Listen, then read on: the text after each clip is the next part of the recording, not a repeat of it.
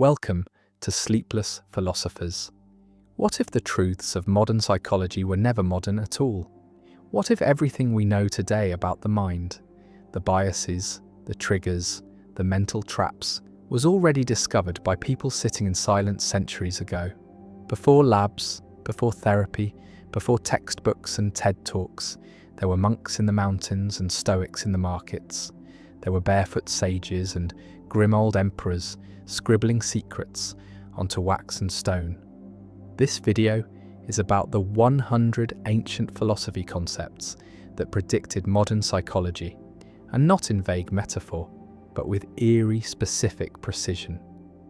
If that kind of thing helps you fall asleep too, quietly like this video and softly subscribe to the channel. We post a new story every single day, so there's always a fresh idea waiting for you when the world goes quiet. Let us know in the comments what time it is where you are and where in the world you're listening from. We love to picture all these scattered sleepy minds drifting off together across the map. Now close the door gently, light a candle if you have one, and listen to this. The first idea is almost too simple to see. Epictetus, the Stoic philosopher, once said, "Men are not disturbed by things, but by the views they take of them." That was nearly 2,000 years ago. But today, it's the core insight of cognitive behavioral therapy, CBT, the most researched and effective form of talk therapy in modern psychology. The idea is this: pain does not come from events, it comes from interpretation. Not from loss, but from the meaning attached to it. Not from insult, but from the belief that it matters. Epictetus figured that out with no data, no clinical trials, no neuroscience, just brutal life experience. He was a slave, and even in chains he saw clearly. Freedom isn't about what happens, it's about how the mind frames it. That single idea has helped millions of modern people rebuild their minds. But it started in Rome, in silence, with nothing but thought. Now move a little east, to India, to a man sitting cross-legged under a fig tree. Siddhartha Gautama, the Buddha, taught that suffering comes from attachment, not just to things, but to thoughts, to roles, labels, expectations. He said the mind clings, and the clinging creates pain. Thousands of years later, modern psychologists would call this cognitive fusion, the tendency to get tangled up in one's thoughts, to treat mental chatter as truth. A CT therapy, acceptance and commitment therapy, builds entire treatments around the process of diffusion, of teaching people to observe their thoughts instead of obeying them, to notice the storm but not get caught in it. The Buddha said all of that. Without ever using the word therapy, he just watched and suffered and saw through the illusion. Now imagine a river, a soft flow, never the same shape twice. That's how Taoism sees the mind. Lao Tzu said, "When I let go of what I am, I become what I might be." That's not just a poetic line. That's modern neuroscience. That's neuroplasticity. The idea that the brain reshapes itself based on use, habit, intention. Psychologists today say identity is a process, not a fixed thing. Taoism already knew. The Tao does not cling. The mind must flow and change, or it suffers. But philosophy didn't only predict therapy, it predicted manipulation too. Anchoring bias is a well-known cognitive shortcut. The first number or idea introduced in any situation becomes a mental anchor, distorting all later judgment. It's why marketers start with a high price, why a $500 coat makes a $300 one feel cheap. But Plato warned of this in the allegory of the cave. People chained since birth mistake shadows for reality, because shadows were the first things they ever saw. Familiarity replaces truth. The first impression becomes a prison, and they don't want to leave it. Even when shown the real world, they recoil. The lie is more comforting than the correction. That's anchoring bias, and Plato saw it with firelight. Another eerie overlap? Mirror neurons. These weren't discovered until the 1990s, but their effects were understood long before that. Buddhism and Stoicism both emphasize interconnectedness. the way emotion spreads between people. The Stoics called it sympatheia, the mutual interdependence of all beings. Modern psychology proves it now. Emotions are contagious, yawning spreads, laughter echoes, sadness too. Our brains mirror what we see, even in silence, especially in silence. That's why grief feels heavier in a room where someone else is crying. We absorb one another, without trying. Then there's the illusion of control. The Stoics taught to focus only on what we can control, and they warned that most people suffer because they try to control what they cannot. Modern studies show that even the illusion of control reduces anxiety. Patients who believe they have control over their pain recover faster, cope better, live longer. Viktor Frankl, psychiatrist and Holocaust survivor, called it the last of human freedoms, the ability to choose one's attitude. That belief alone helps people survive horrors. It's not optimism, it's ownership. And the Stoics wrote it down centuries ago in broken Latin. Buddhism also taught something wild, that the self doesn't really exist. It's a process, a collection, not a thing, but a verb. Neuroscience now supports this. There is no single you inside the brain, no center, no core, just a shifting constellation of memory, emotion, habit, and story. The Buddhists saw that with closed eyes. Science confirmed it with open skulls. The self is not real in the way we think. It's a useful fiction, and sometimes a painful one, but we cling to it, even though we don't know who we are. And maybe the most haunting parallel? Socrates warned that the unexamined life is not worth living. Modern psychology explains this with cognitive dissonance, the tension between what we believe and what we do. To avoid this tension, we lie to ourselves. We repress, we distract, we rationalize. Ancient tragedies were filled with this theme. Oedipus is not destroyed by fate, but by self-deception. He cannot see what's in front of him until it's too late. Our minds haven't changed much. The tricks are older than electricity. Tonight's video is just the beginning. We've barely uncovered 4 or 5 of these overlaps, but already the pattern is clear. Philosophy wasn't just about ethics or meaning. It was about the mind, about how it breaks, how it heals, how it controls. These ancient thinkers had no science, but they had attention. They had stillness. They watched the mind like a scientist watches a flame, and somehow they saw everything. The next time someone tells you psychology is modern, smile quietly and remember the cave, the tree, the river, the silence. It's strange how little the human mind has changed. Thousands of years have passed, yet the same patterns loop quietly beneath new language. The same traps, the same tricks, the same psychological architecture, dressed up in modern clothes. Philosophers knew these tricks long before psychologists named them.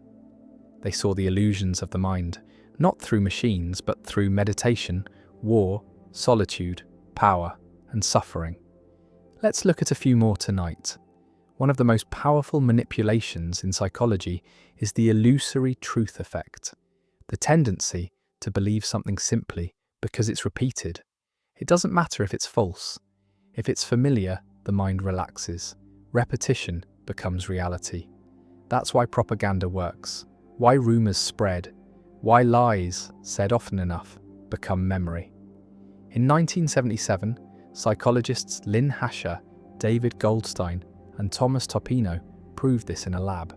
They showed that people were more likely to believe a statement was true if they had heard it before, even if they consciously knew it wasn't.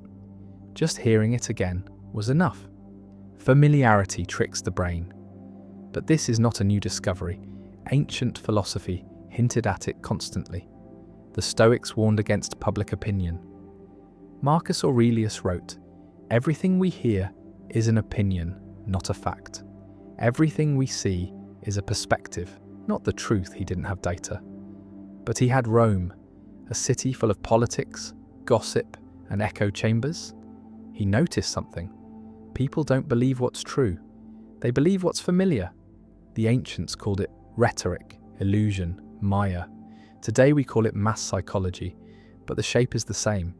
The second trick is one of the oldest in manipulation. the foot in the door technique. It works like this. Get someone to agree to a small request, then build up to a larger one. The mind seeks consistency. Once it says yes, it doesn't want to say no, so it keeps agreeing. Small requests become big ones. Soft compliance becomes quiet surrender. Psychologists today use it in therapy, marketing, persuasion. But Lao Tzu saw it centuries ago. He said, "A journey of 1,000 miles begins with a single step." What seems like a gentle truth is also a warning. Every transformation begins unnoticed. Every surrender begins with a nod. Cult leaders use this, abusers use this, governments use this, so did the priests. The rituals started small: a candle, a coin, a prayer. Then obedience followed. Humans don't fall into cages, they are gently walked there, one yes at a time. Another ancient insight that predicts modern psychology is what we now call emotional contagion. It means feelings spread. Subconsciously, automatically. One person's mood affects the room. Laughter triggers laughter. Anger spreads like smoke. It's built into us. Mirror neurons, yes, but also ancient survival. A tribe must move as one. If one person panics, the others must follow. Delay means death, but this has consequences. The Buddha warned of it. He said the mind is like a monkey, jumping from branch to branch, always reacting, always copying. He taught mindfulness to still this contagion, to see a feeling without becoming it. Marcus Aurelius echoed the same. If someone is rude, it is their problem. Not yours, but how easy it is to forget, even now. Scroll through social media. One angry post infects 1,000 minds. A smiling photo causes envy. A tragedy becomes performative grief. The emotion is not ours, but we carry it anyway. That's contagion, and the ancients knew. Another truth from psychology that ancient philosophy foresaw is the paradox of choice. Today we know it from Barry Schwartz, who showed that too many options make us miserable. When we have too many paths, we freeze, or choose and regret. But in ancient China, the Taoists already saw the sickness of surplus. Lao Tzu said, "To be content with what one has is to be rich." He warned against complexity, against noise. The Tao is simple, he said. It flows. When we try to force, we drown. The Buddhists too spoke of renunciation, not as sacrifice, but as clarity. When the mind has less, it sees more. This is why monks wear the same robe, eat the same meal, live in the same rhythm. It's not asceticism, it's psychology. Fewer choices mean fewer regrets. The more we want, the less we see. But modern culture calls this boring. Only later do we notice the cost: indecision, anxiety, dissatisfaction. The next pattern is so subtle most never notice it. It's called the Zeigarnik effect, named after Bluma Zeigarnik, a Russian psychologist who found that people remember incomplete tasks better than completed ones. The mind holds on. Unfinished loops create tension. They keep buzzing in the background. This is why cliffhangers work, why unfinished arguments echo in the skull. But this too is ancient. The Greeks built entire dramas around unresolved tension. The Stoics warned against attachment to outcomes. In Buddhist psychology, the idea is called sankhara, unfinished mental formations, cravings, regrets, desires not yet closed. The mind clings, even in sleep, especially in sleep. That's why to-do lists keep us awake, not because of stress, but because of loops. Writing them down gives the illusion of closure. The monks knew this. They ended every ritual, closed every circle, burned every prayer, so the mind could rest. We, on the other hand, live in constant loops, notifications, open tabs, incomplete projects. No wonder we're tired. Another haunting insight is the idea of learned helplessness, a term from modern psychology. When someone is exposed to repeated failure, they stop trying, even when escape is possible. The dogs in the electric box, the abused child who stops crying, the adult who no longer dreams. But this too was seen by ancient minds. The Stoics believed in radical self-discipline. not because they were harsh, but because they knew how easily the spirit breaks. Seneca wrote, "Misfortune is not in the event, but in the weakness it leaves behind." He warned that too much comfort makes the soul soft, too much failure makes it brittle. The Buddha called it dukkha, a suffering that comes not from pain but from reaction to pain. When life hits us again and again, we learn to flinch. But the ancients taught otherwise, to meet the blow with calm. Not detachment, but presence. The idea was not to numb the self, but to awaken it, which brings us to perhaps the most powerful ancient idea of all, impermanence.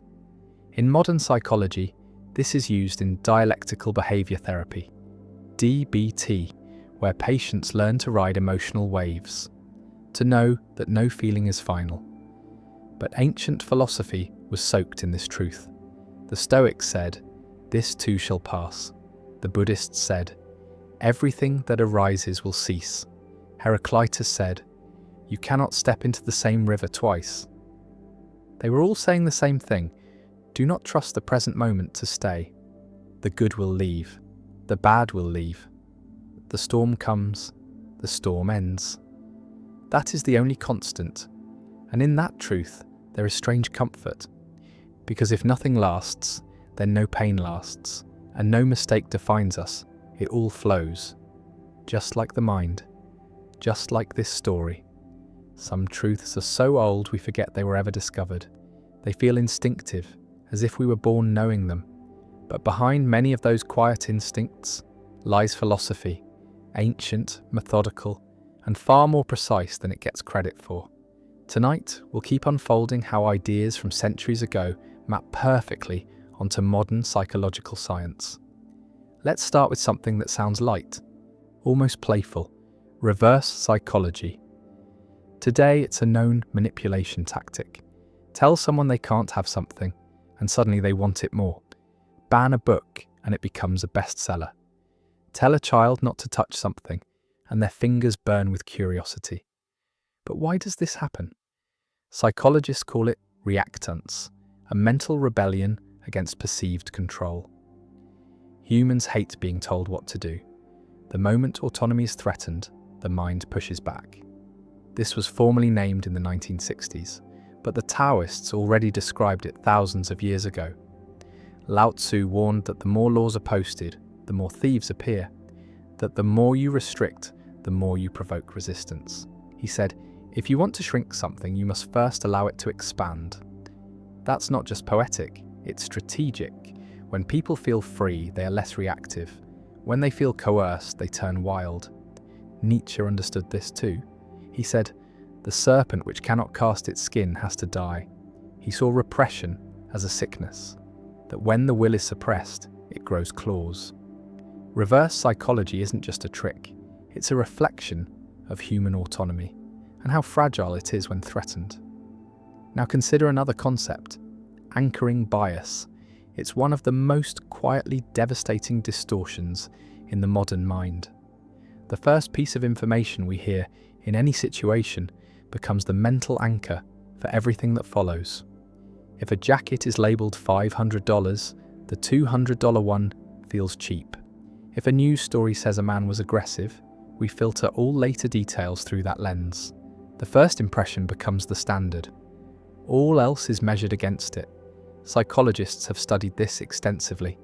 In negotiation, pricing, even memory recall, the first data point controls the mind. But this too is ancient. In the allegory of the cave, Plato described people raised in darkness, watching shadows on a wall. They believe the shadows are reality because they've never seen anything else.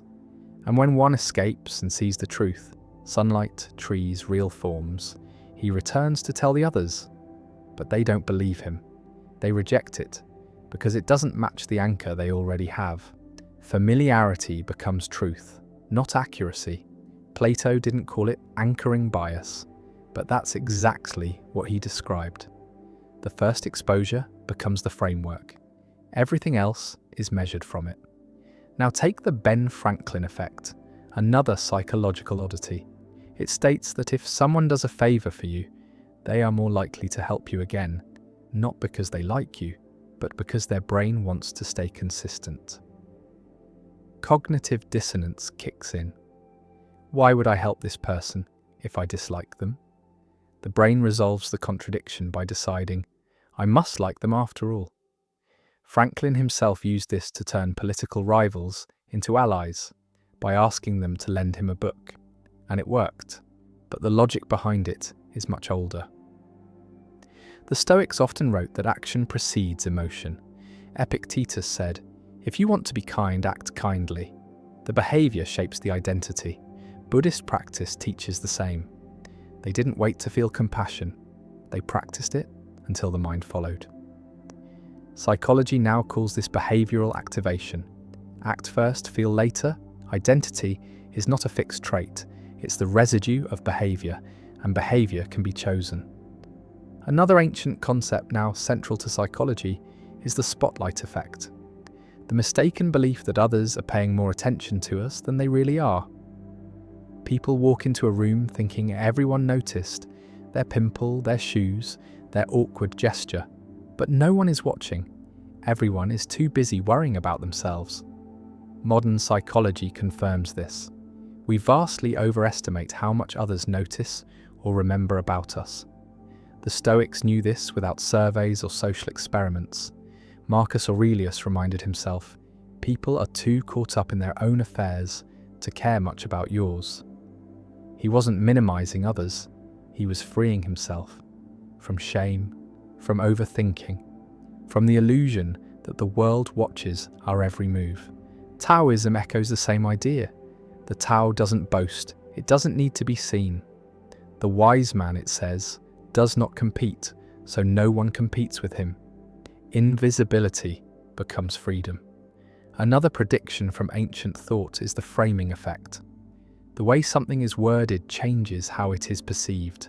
Saying 90% fat-free feels better than 10% fat. Saying 90% survive feels safer than 10% die. Even when the information is identical, the frame alters emotion. This has been confirmed by countless studies, yet the Stoics knew it intuitively. They trained themselves to reframe loss as change, pain as training, adversity as opportunity.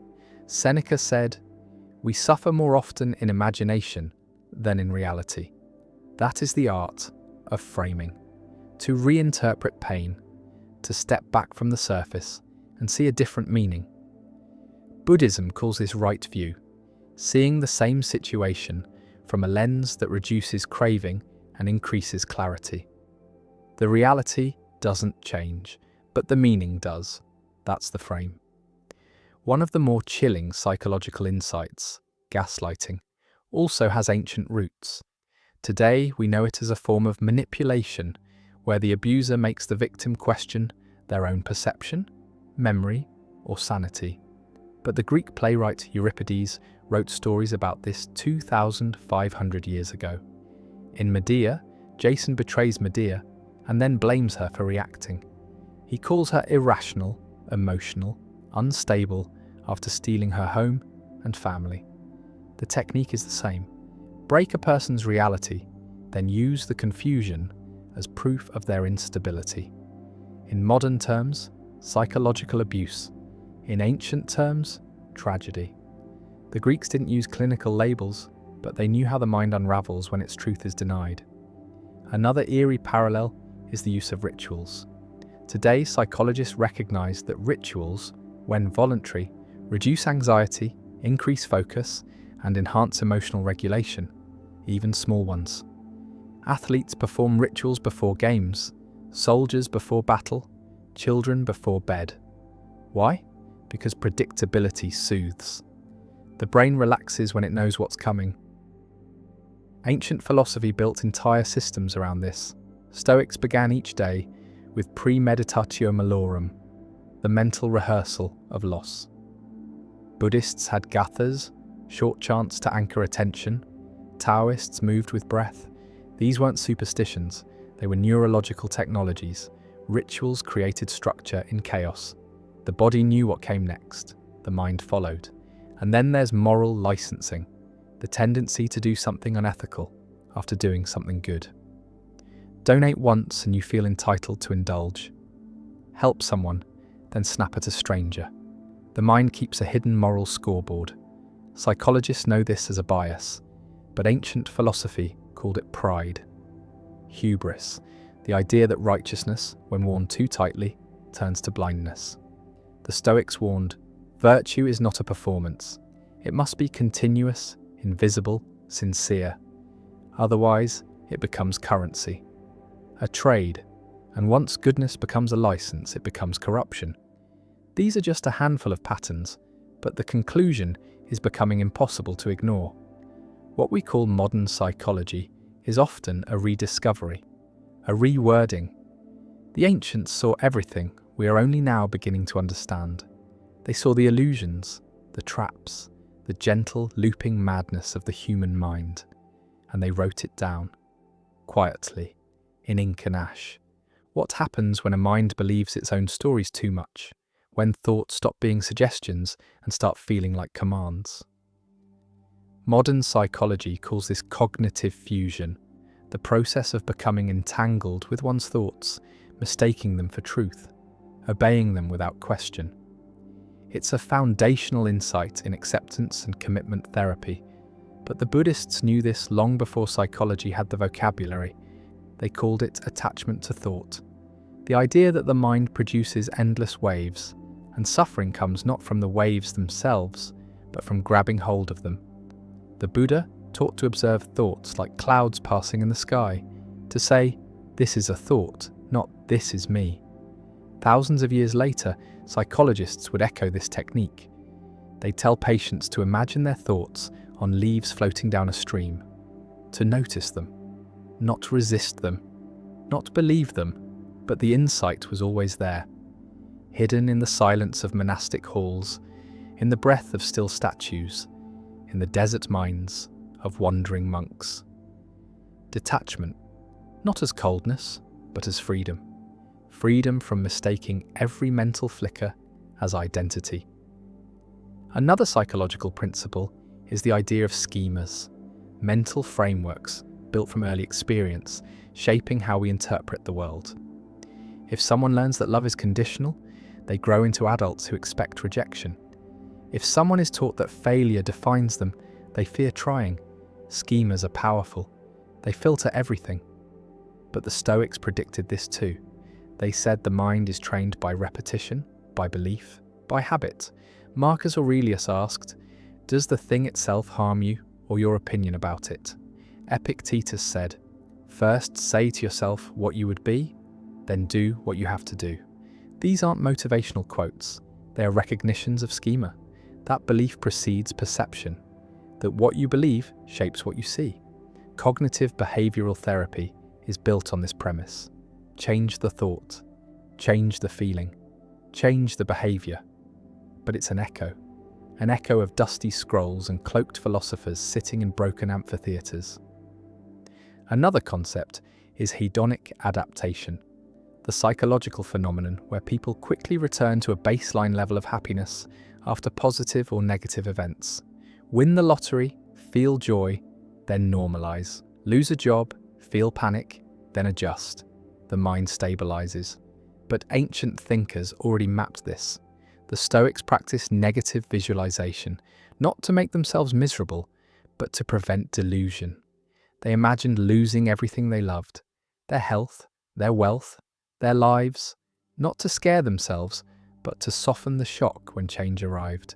They knew the mind adjusts, that pleasure fades, that comfort numbs. Seneca said, expect everything. That way, nothing surprises you. Buddhists taught impermanence, that all things change, that grasping at happiness leads to suffering, because happiness is fleeting. Today's psychologists call this hedonic adaptation, but it's the same truth. Happiness does not grow endlessly. It plateaus, it vanishes. Then the chase begins again. Unless one stops chasing, then there's social proof, the tendency to look to others when making decisions, especially in uncertainty.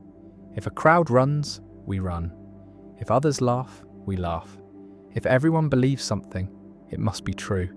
This is useful for survival, but dangerous for truth. Social proof explains cults, fads, riots, conformity, but philosophers saw it long ago. Socrates warned against the crowd. He said, "The unexamined life is not worth living, because the unexamined life is usually borrowed. It's not lived, it's copied." Taoism warned against following the multitude. It said the way of the Tao is quiet, humble, invisible. The Tao does not shout. The crowd does, and the crowd is often wrong.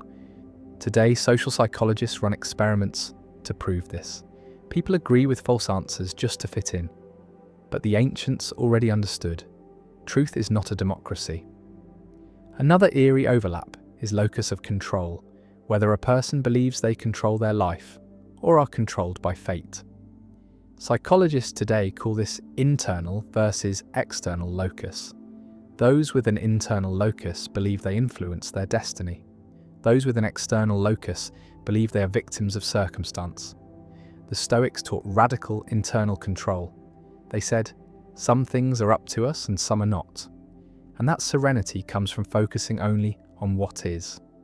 Epictetus said, we cannot choose our external circumstances, but we can always choose how we respond. That is pure internal locus. It's not about control over events, but over attitude. And attitude, as modern research shows, predicts everything. Resilience, health, success, longevity. But again, it was already written, in simpler words, in harder times.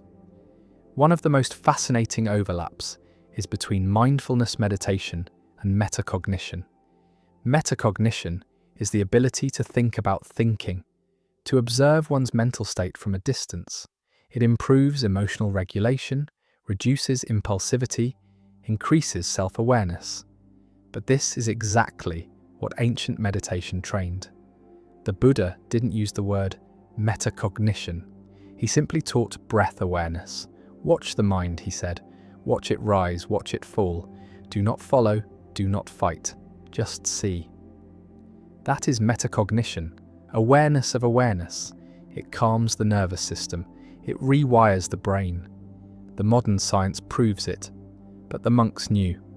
Not because of data, but because of silence. Because of what they saw when they stopped chasing. Consider the sunk cost fallacy, our tendency to continue investing in something just because we've already invested. A bad relationship, a failing project, a doomed idea. We stay because of what we've already given, not because it makes sense. The Stoics warned of this too. They said not to cling to things simply because they are familiar. To walk away from what no longer serves the soul. Seneca wrote, "Every new beginning comes from some other beginning's end." Taoism echoed this. When the cup is full, stop pouring. But humans rarely stop. We build prisons out of effort, chains out of time. Wisdom is not persistence, it is knowing when to let go. One more tonight. Confirmation bias, the tendency to seek out, remember, and believe information that confirms our existing beliefs. A powerful mental distortion, one that fuels tribalism, politics, religion, identity. We do not want the truth, we want reinforcement. The Stoics fought this. They practiced self-questioning. They doubted themselves constantly. Marcus Aurelius wrote daily in his journal, challenging his anger, his pride, his habits. Buddhism called this beginner's mind, to approach every moment as if nothing is known. Because the moment certainty hardens, curiosity dies. And where curiosity dies, ignorance reigns. Psychology tests for this now. Studies show people reject facts that challenge their worldview. But the philosophers didn't need studies. They saw it in war, in cities, in themselves. And they warned us, over and over, do not trust the first thought. Do not trust the easy answer. Do not trust the self until it has been examined. And even then, look again. There's a strange comfort in realizing how little we've changed.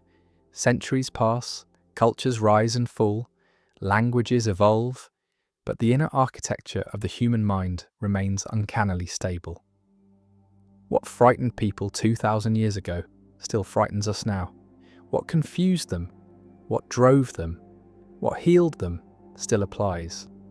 Tonight, we follow that thread even deeper, into a handful of ancient insights that predicted psychological principles we now teach in textbooks, pay for in therapy, and call science. Let's begin with something unsettling: the spotlight effect. Modern studies show we drastically overestimate how much other people notice our flaws, our mistakes, our awkward moments. One crooked smile, one misstep, one stained shirt, and we imagine the entire room sees it, remembers it, judges it. But they don't. Everyone else is too preoccupied with themselves. The spotlight shines only in our own minds. This bias was formally studied by Gilovich and colleagues in 2000, but the Stoics already warned against it. Marcus Aurelius reminded himself daily that other people's opinions are fleeting, shallow, and mostly imaginary. You wouldn't worry so much about what others think of you, he wrote, if you realized how seldom they do. That's not a quote, it's a prescription, a mental corrective, a strategy for reducing shame. Taoism echoes it too. Lao Tzu taught invisibility, humility, the power of staying unnoticed. He who stands on tiptoe does not stand firm. The wise man avoids attention, not from fear, but from clarity. Another psychological cornerstone is exposure therapy, the idea that avoidance feeds fear, and that gentle, repeated exposure to the source of anxiety can dissolve it. We now use this to treat phobias, PTSD, panic, but the concept is ancient. The Stoics practiced what they called voluntary discomfort. They'd sleep on the floor, wear old clothes, eat bland food, walk barefoot in public. Not because they were masochists, but because they understood this. What is feared grows stronger when avoided. Seneca said, "We suffer more often in imagination than in reality."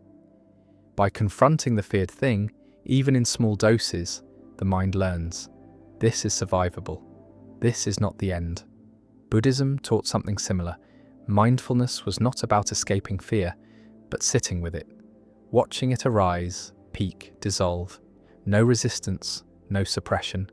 Exposure softly, with breath, with presence. The next idea is fundamental to modern therapy, internal family systems, or IFS. It teaches that the mind is not a monolith, but a collection of parts, subpersonalities, inner voices. One part wants to succeed, another part wants to hide.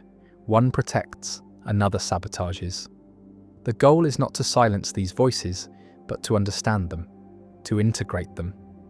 Carl Jung hinted at this with his idea of complexes, but ancient thought reached it earlier.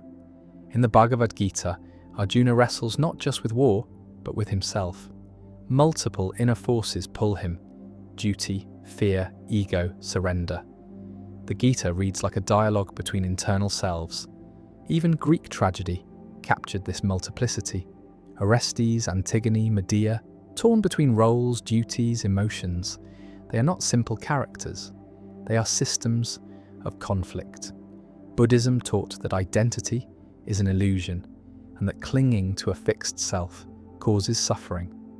Because the self is not one thing, it's a swarm. And peace comes not from dominance, but from harmony. Another eerie overlap is self-fulfilling prophecy, the psychological principle that expectations can shape outcomes. Believe a test will go badly, and anxiety sabotages performance. Expect rejection, and the tension drives others away. This loop is well documented in behavioral science, but the Stoics warned of it millennia ago. They believed that thoughts plant seeds in the mind, and those seeds grow into behavior. Epictetus said, "First, tell yourself what you would be, then act accordingly." The mind becomes what it expects. Buddhism calls this karma, not just action but intention. The direction of thought creates momentum. Lao Tzu phrased it rhythmically: watch your thoughts, they become words. Watch your words, they become actions. Watch your actions, they become habits. This is not mysticism, it's a behavioral loop, a feedback system. The next concept is the just world hypothesis. the idea that people want to believe the world is fair and that good things happen to good people, bad things to bad people. This comforts us, but it also distorts perception. It leads people to blame victims, to rationalize cruelty, to ignore randomness. Psychologists have proven this bias repeatedly. But the Stoics already dismantled it. They believed life was indifferent, that fortune favored no one. Marcus Aurelius lost children, friends, wars, and still wrote, "Nothing happens to anyone that he is not fitted by nature to bear." That's not coldness, it's clarity.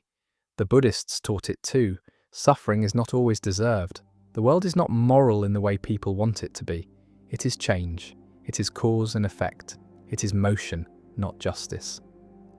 Another quietly powerful idea is that of intrinsic versus extrinsic motivation.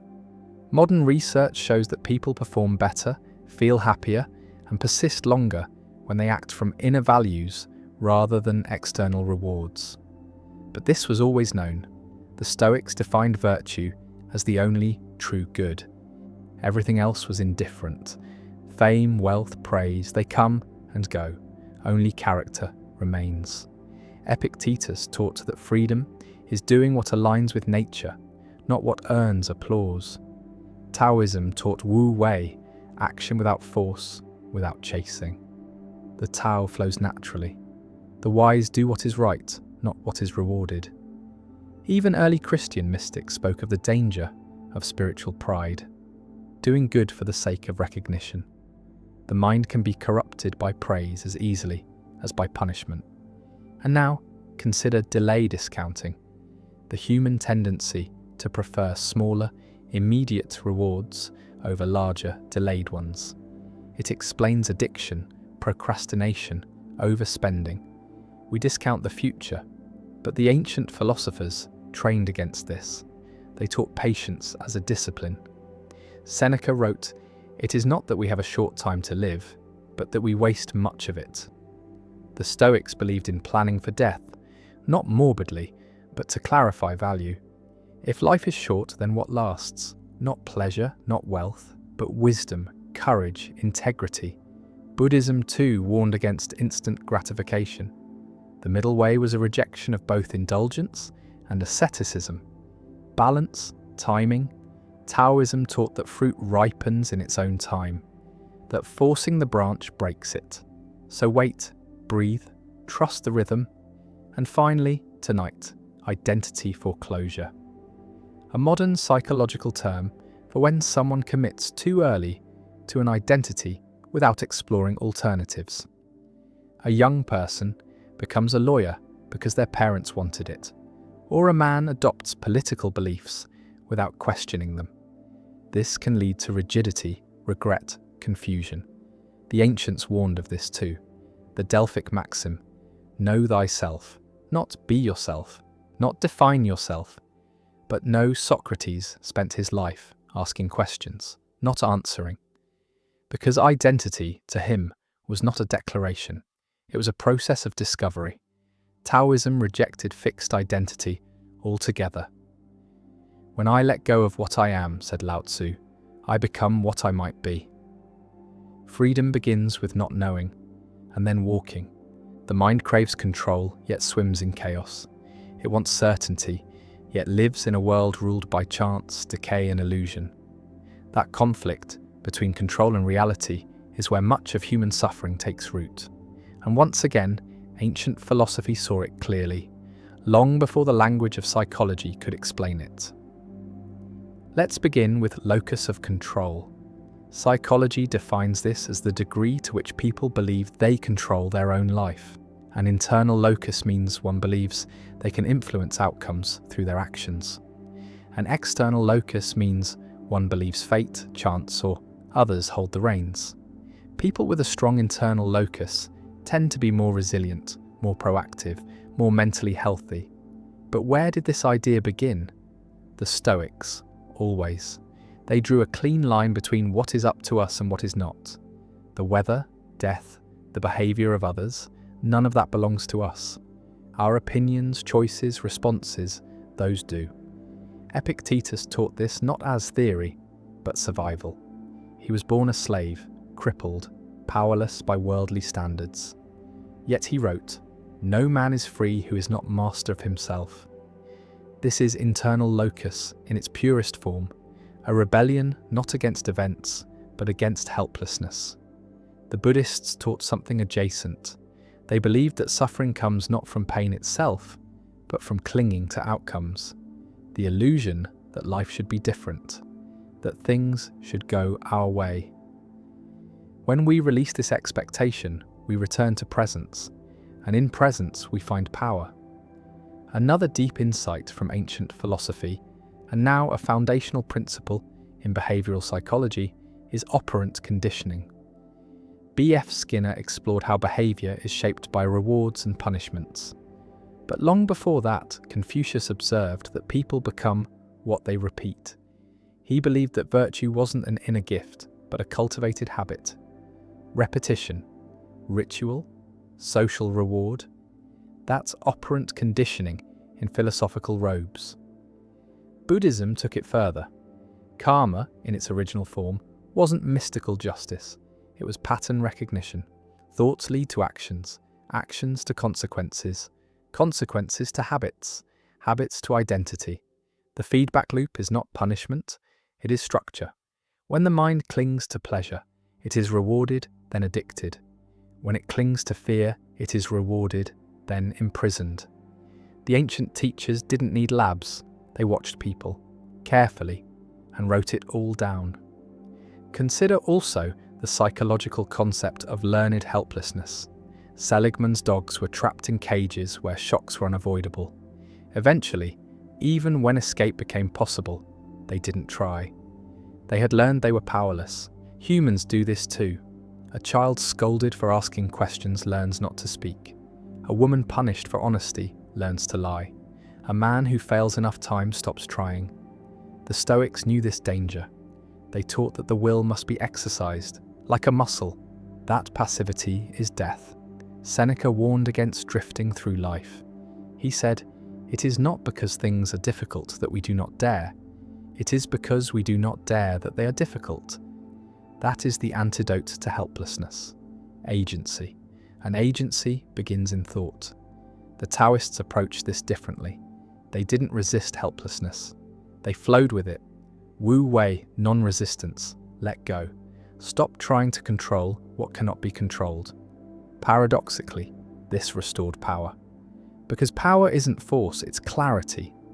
Another psychological principle is availability heuristic, the tendency to judge the likelihood of something based on how easily it comes to mind.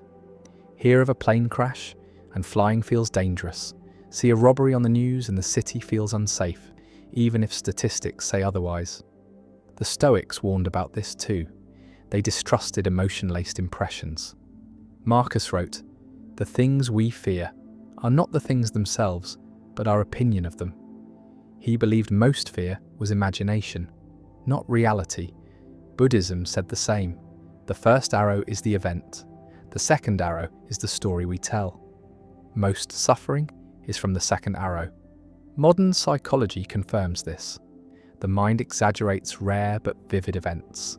The brain is not rational, it's reactive, and that reaction can become worldview. Next, consider cognitive dissonance. When actions conflict with beliefs, the mind seeks to resolve the tension. Either the belief changes or the memory does. Dissonance drives people to justify, distort, forget. The Stoics practiced daily journaling for this reason.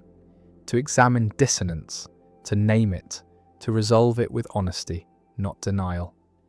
Marcus Aurelius didn't write to be admired. He wrote to correct himself. That is cognitive alignment through philosophical rigor. The Taoists, meanwhile, dissolved dissonance through surrender. Let go of fixed ideas and there's no conflict. Beliefs become fluid. The self ungrasped. Another powerful psychological tool is reframing, the ability to see the same event in a new light.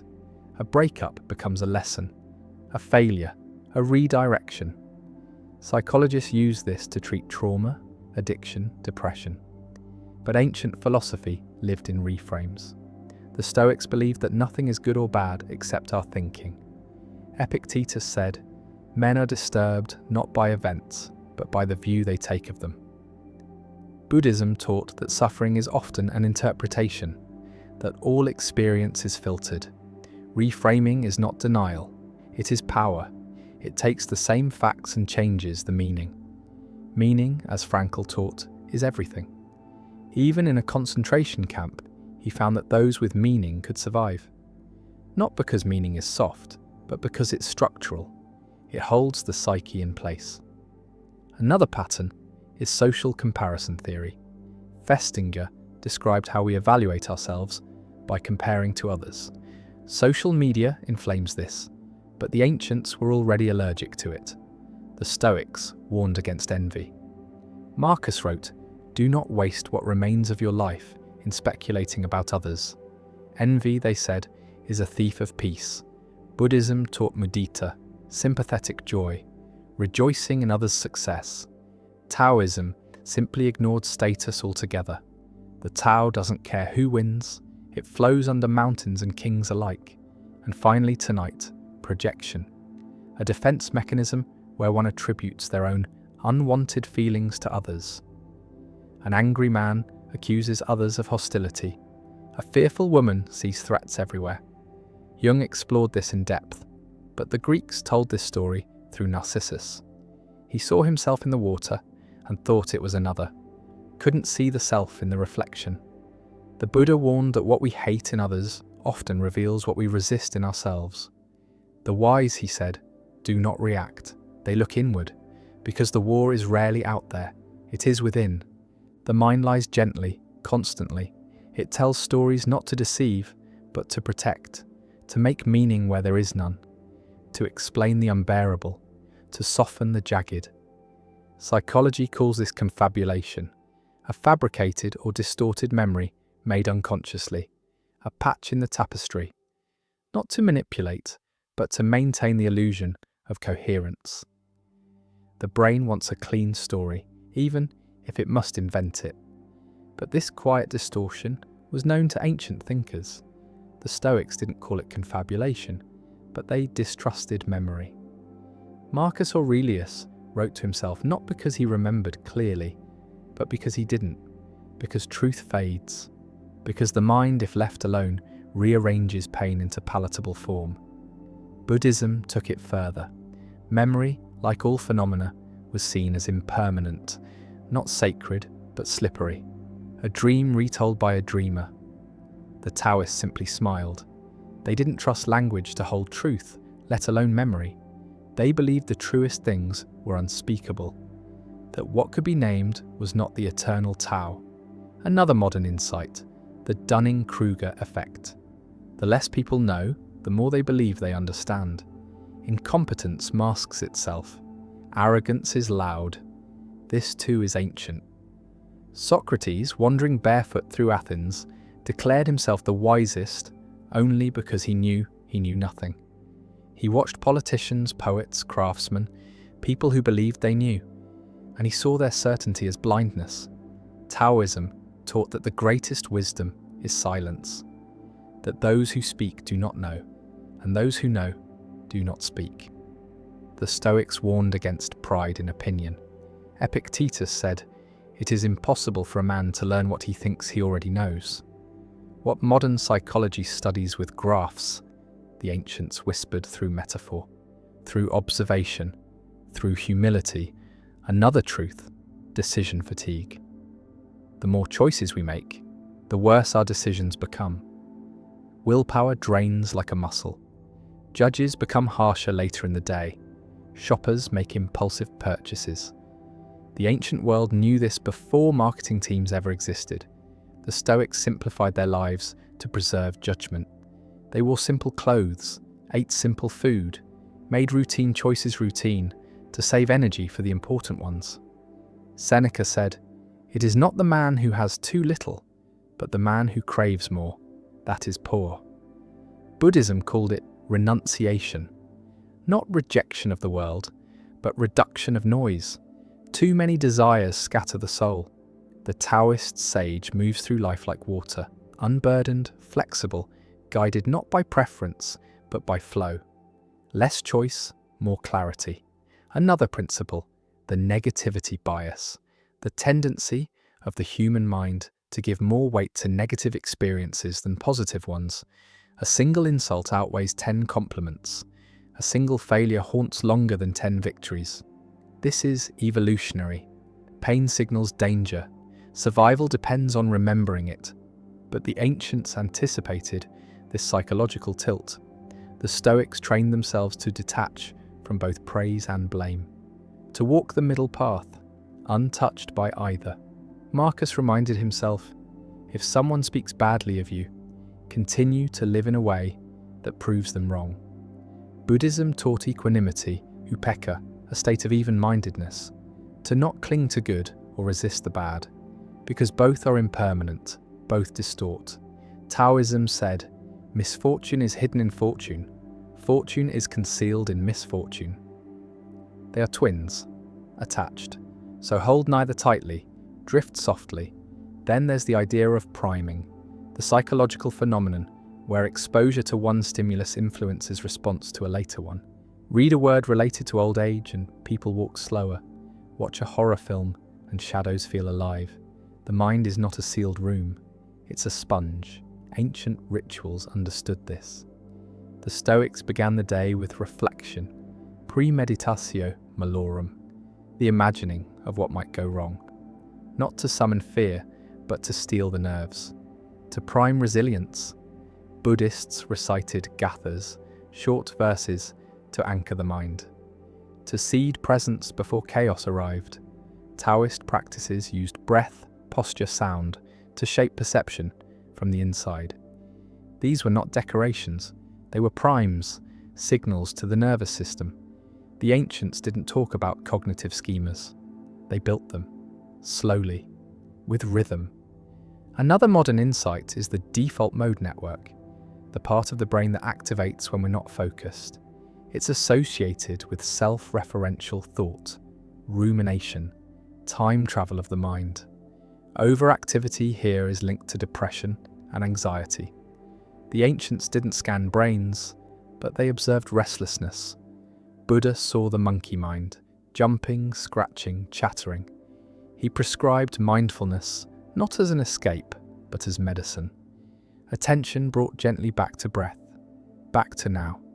The Stoics journaled for the same reason, to anchor the drifting mind, to steer thought, to interrupt rumination. The Taoists simply let the monkey mind tire itself out, watching without interference. Eventually, the monkey rests. Another insight, emotional contagion. The idea that moods and emotions spread between people like viruses, mirror neurons, facial mimicry, social synchronization. Walk into a room full of tension, and the air tightens, laughter spreads, panic echoes. Marcus Aurelius reminded himself not to adopt the moods of the crowd, to be a calm center in storms. Buddhists taught compassion, not as sentiment, but as energetic hygiene, to cultivate metta, loving kindness, not just to feel good, but to shield the heart from infection. Taoism said, stillness is the master of unrest. When the world whirls, become still. Then the whirl passes. Next, ego depletion. The theory that self-control draws from a limited pool of mental resources. Like lifting weights, the ability to resist weakens over time. But the Stoics trained for this. They didn't rely on willpower. They built character. They made virtue habitual. No man, said Epictetus, is free who is not master of himself. Buddhists approached it through non-attachment. By letting go of cravings, there is less to resist, less depletion. The Taoist doesn't fight temptation. He observes it, watches it pass like wind over tall grass. Another principle, attentional bias, the tendency of our perceptions to be influenced by what we expect or focus on. Look for danger, and you'll see threats everywhere. Focus on injustice and everything feels unfair. It's not hallucination, it's filter. The Stoics practiced daily reframing to cleanse these filters. Buddhism taught vipassana, insight meditation, to watch thought arise and fall, to see without colouring. Taoism returned again and again to the empty vessel. The usefulness of a cup, said Lao Tzu, is in its emptiness. To see clearly, one must empty the self, remove preconceptions. Only then can reality enter. And finally, tonight, intermittent reinforcement, the most powerful form of conditioning, the unpredictability of reward. Why gamblers chase losses, why attention withheld becomes more desired. Ancient thinkers saw this too, not in slot machines, but in love, in power, in spiritual longing. The Stoics warned against chasing pleasure that flickers. Buddhists saw craving as a trap. The more unpredictable the reward, the deeper the hook. Taoism smiled again. Those who know do not chase, because the Tao doesn't arrive on command. It appears when least expected. Like peace, like truth, people speak of reason as if it rules the mind. But reason is often just a lawyer for emotion. It defends what the heart has already decided. The Greeks knew this. The Buddhists knew this. Modern psychology calls it motivated reasoning, the tendency to process information in a way that aligns with our desires, our fears, our identity. We don't just believe what's true, we believe what fits, what feels good, what keeps the story intact. In the 1970s, studies began to show how people ignored facts that threatened their worldview, how intelligence didn't make people more objective, it made them better at rationalizing. And yet thousands of years before that, Epictetus warned, it is impossible to begin to learn that which one thinks one already knows. Because when ego grips the mind, no truth can enter. Buddhism taught the same in softer tones, that clinging to views is one of the deepest sources of suffering. Not clinging to people, not to objects, but to ideas, to being right. The Taoists laughed at this. Their wisdom was playful, paradoxical. They didn't preach systems, they taught surrender. The sage has no fixed mind, said Lao Tzu. He is aware of the needs of others. That's not moral advice, it's cognitive flexibility. The ability to move, to shift, to not hold so tightly to identity that all other truths become threats. Motivated reasoning is not a flaw, it is a survival mechanism. But like many ancient instincts, it becomes dangerous when left unchecked. Now consider the mere exposure effect. The more we encounter something, the more we tend to like it, even if it's meaningless, even if we barely notice it. Psychologist Robert Zionk showed that familiarity breeds affection. Repeated exposure increases comfort, and comfort breeds preference. This is why propaganda works, why slogans are repeated, why familiarity can feel like truth. The ancients didn't have the term, but they saw the pattern. Confucius said, education breeds confidence, confidence breeds hope, hope breeds peace. But what he also knew, what the philosophers understood, is that repetition is power. Not just in learning, but in shaping belief. The Stoics used daily repetition to train perception. Journaling, reflection. Stoic mantras were not affirmations, they were weapons against delusion. Because the mind forgets easily, and what it hears often, it begins to believe, even lies, especially lies. Buddhism understood this too. Mantras, chants, ritual vows, not superstition, training. Familiarity is the soft sculptor of the soul. What we feed the mind, even passively, becomes our taste, our values, our version of reality. Another psychological gem, the false consensus effect. People tend to overestimate how much others agree with them. They assume their opinions are normal, that others think as they do.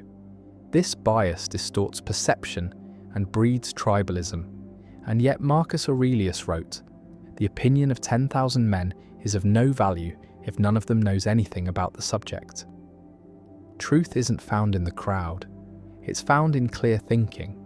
Socrates was executed not because he was wrong, but because he didn't share the consensus. He was a thorn in the illusion of agreement. Buddhism, again, taught non-attachment to views, that even one's own opinion should be held lightly. Taoism mocked public opinion altogether. Care about people's approval, Lao Tzu said, and you will be their prisoner. That's the cure to false consensus. Solitude of mind. Thinking without the echo of approval. Now drift to another concept, emotional granularity. It's the ability to identify and name emotions precisely, rather than defaulting to broad categories like bad or stressed. Studies show that people with high emotional granularity handle emotions better. They recover faster, make wiser choices. The ancients didn't name it that way, but they lived it.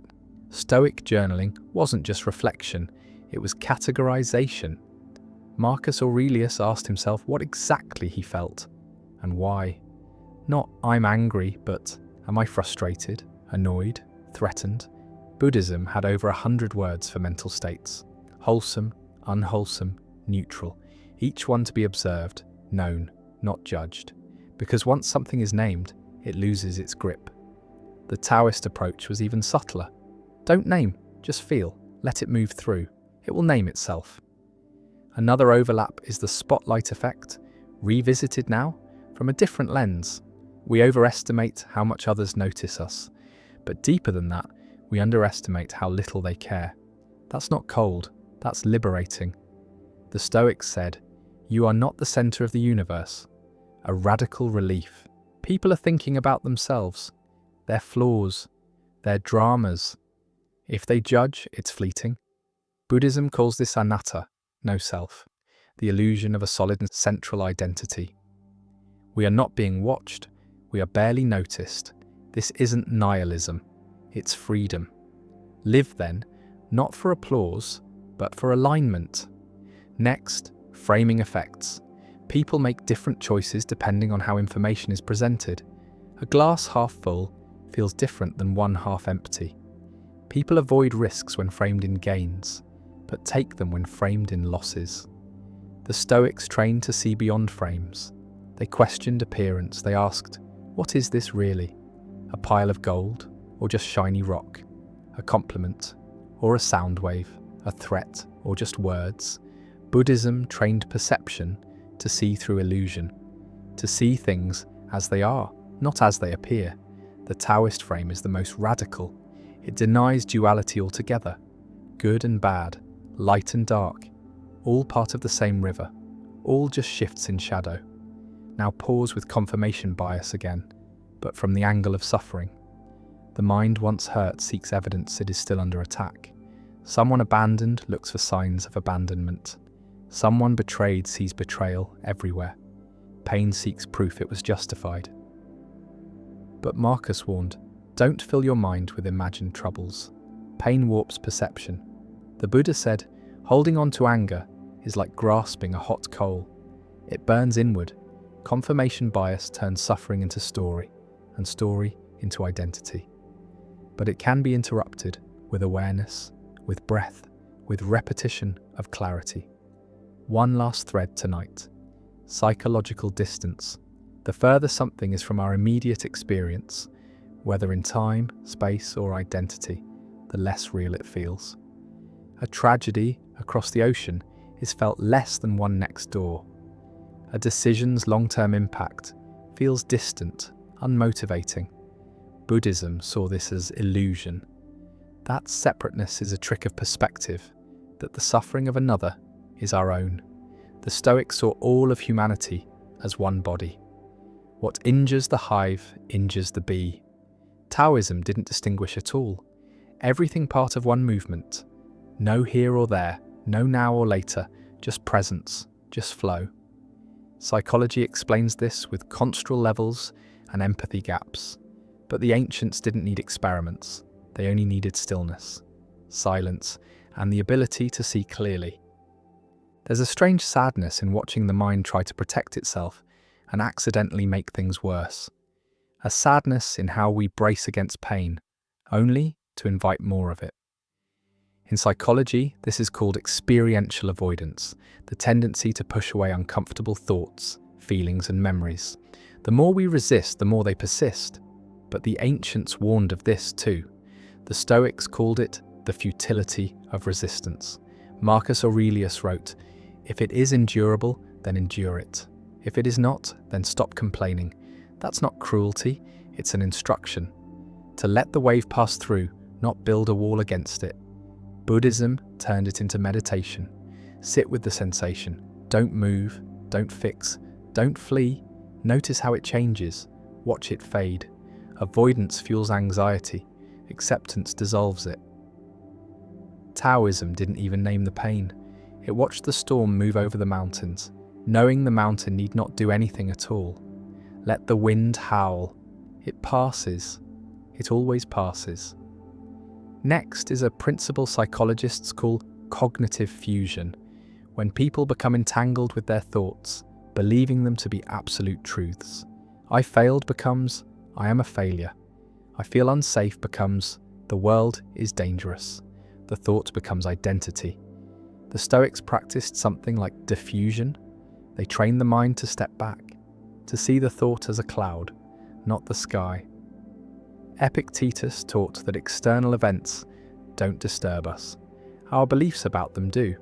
This tiny gap between stimulus and response is where freedom lives. Viktor Frankl would later echo this. Between stimulus and response, he said, there is a space, and in that space is the power to choose. Buddhism taught to label thoughts gently. Not, I am angry, but anger is arising. Not, I am broken, but sorrow is here. This soft shift creates distance. Distance restores clarity. Clarity heals. Cognitive fusion tightens identity. Philosophy unknots it. The next idea is delay of gratification. Walter Mischel's famous marshmallow test showed that children who could wait for a reward had better life outcomes, academically, socially, emotionally. But ancient wisdom already knew the importance of patience. The Stoics saw pleasure as fleeting, untrustworthy. Seneca warned that indulgence makes the mind soft, restless. He advised training through discomfort, skipping luxuries, welcoming boredom. Buddhism saw craving as the root of suffering. To chase pleasure is to empower pain. Taoism didn't reject pleasure, it simply didn't pursue it. The more you chase it, said Lao Tzu, the more it runs. So rest, so wait, so watch. Let the sweetness come when it chooses, if at all.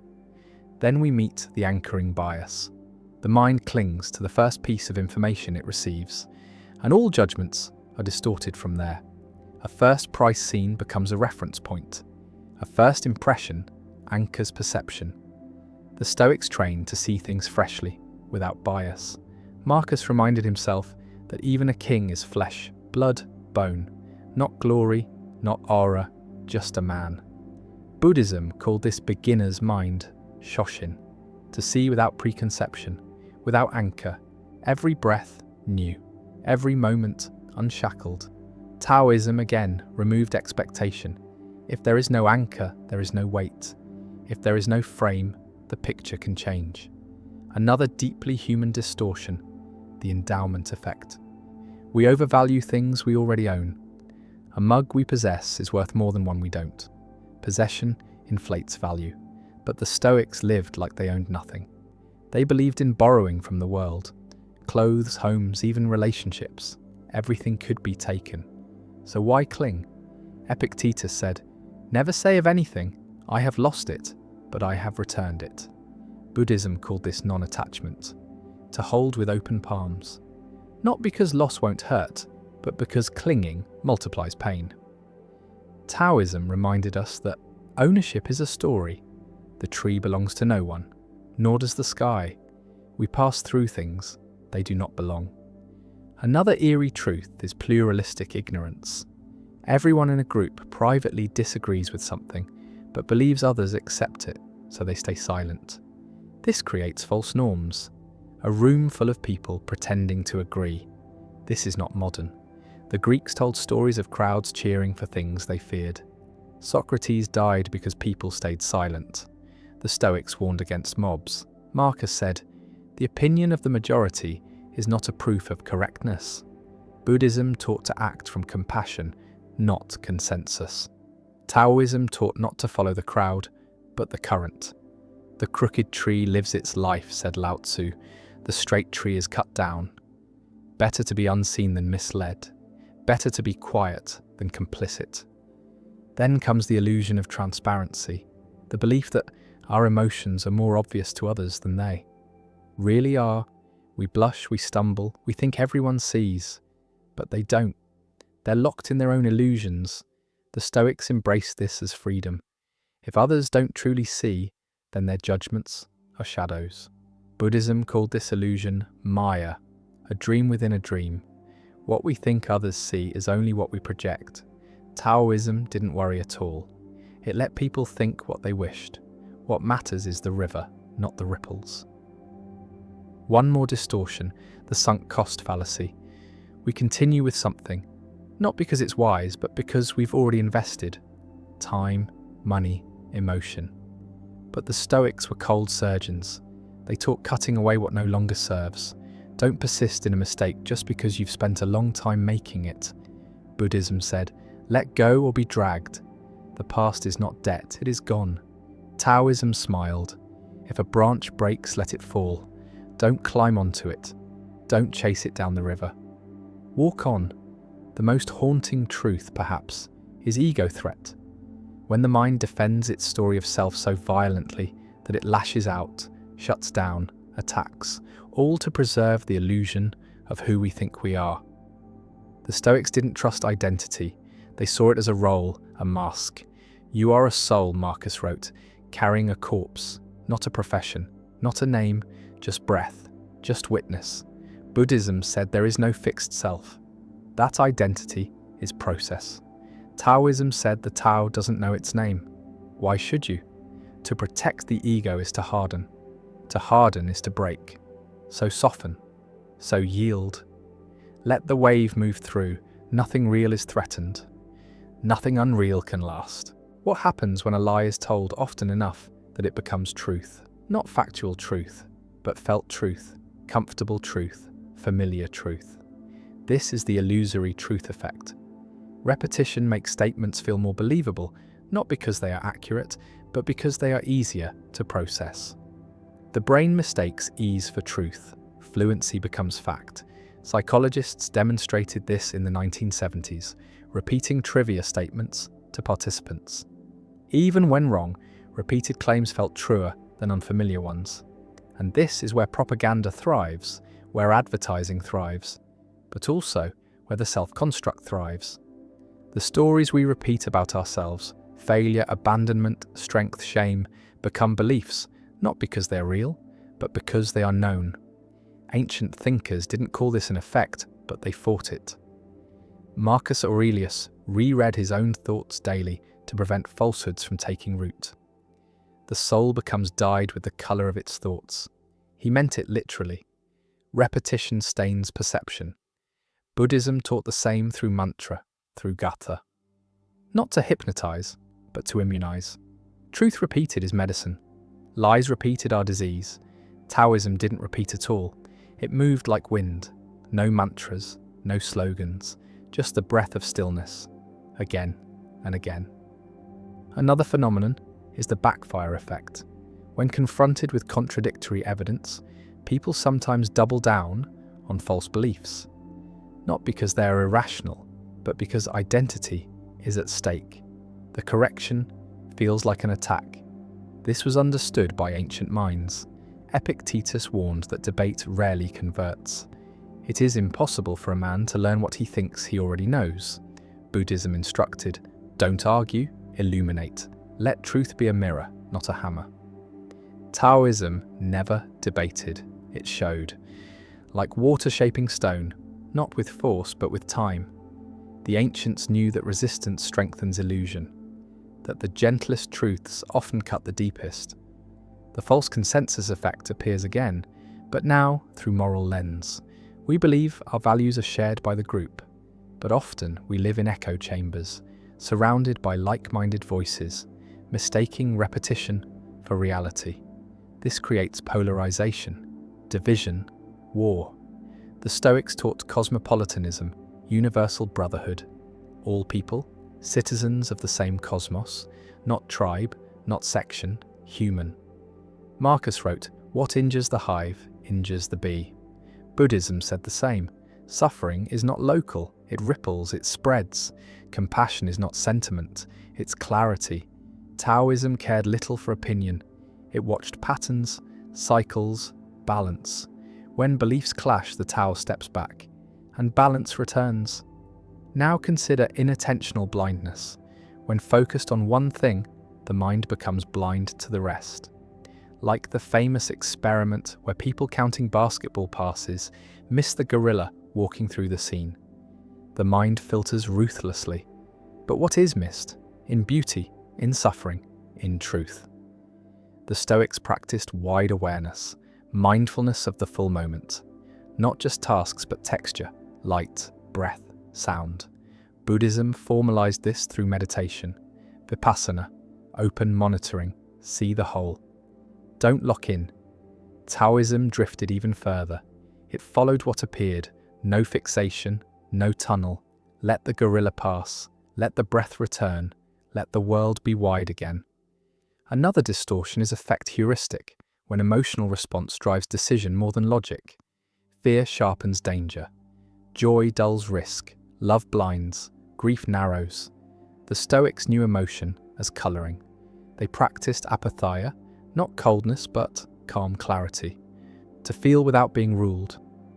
Buddhism did the same through equanimity, not detachment but balance, feel fully, but stay centered. Taoism allowed feeling but never let it steer. The sage rides the chariot of emptiness, meaning emotion passes through, but the path remains. Another quiet trick of the mind is optimistic bias. People believe they're less likely than others to suffer misfortune. It's why we ignore warnings, why we delay change, why we gamble with time.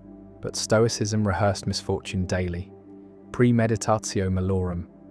Not to summon fear, but to remove its power. Seneca said, "He who suffers before it is necessary, suffers more than necessary." Buddhism called this mindfulness of death, maranasati, a daily reminder of impermanence, not to darken the day, but to awaken it. Taoism did not name death, it named flow. Life becomes death becomes life. A wave cannot fall, it only returns. Next is self-handicapping, sabotaging one's own performance to protect the ego from failure. Not studying for a test, so that poor results can be blamed on effort, not ability. But this was seen by the ancients as cowardice disguised as cleverness. Epictetus said, "Don't explain your philosophy, embody it, stop, hedging, be exposed." Only then is growth possible.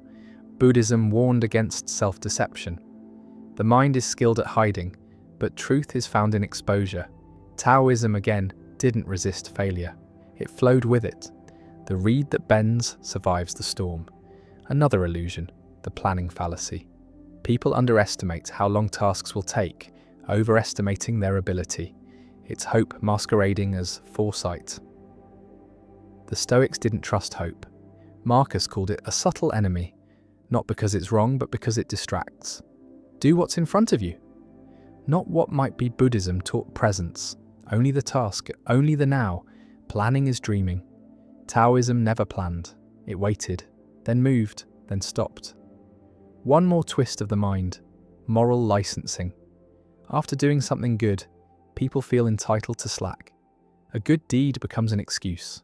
Generosity masks cruelty. Discipline gives way to indulgence. The Stoics taught virtue as habit, not currency. One cannot store it.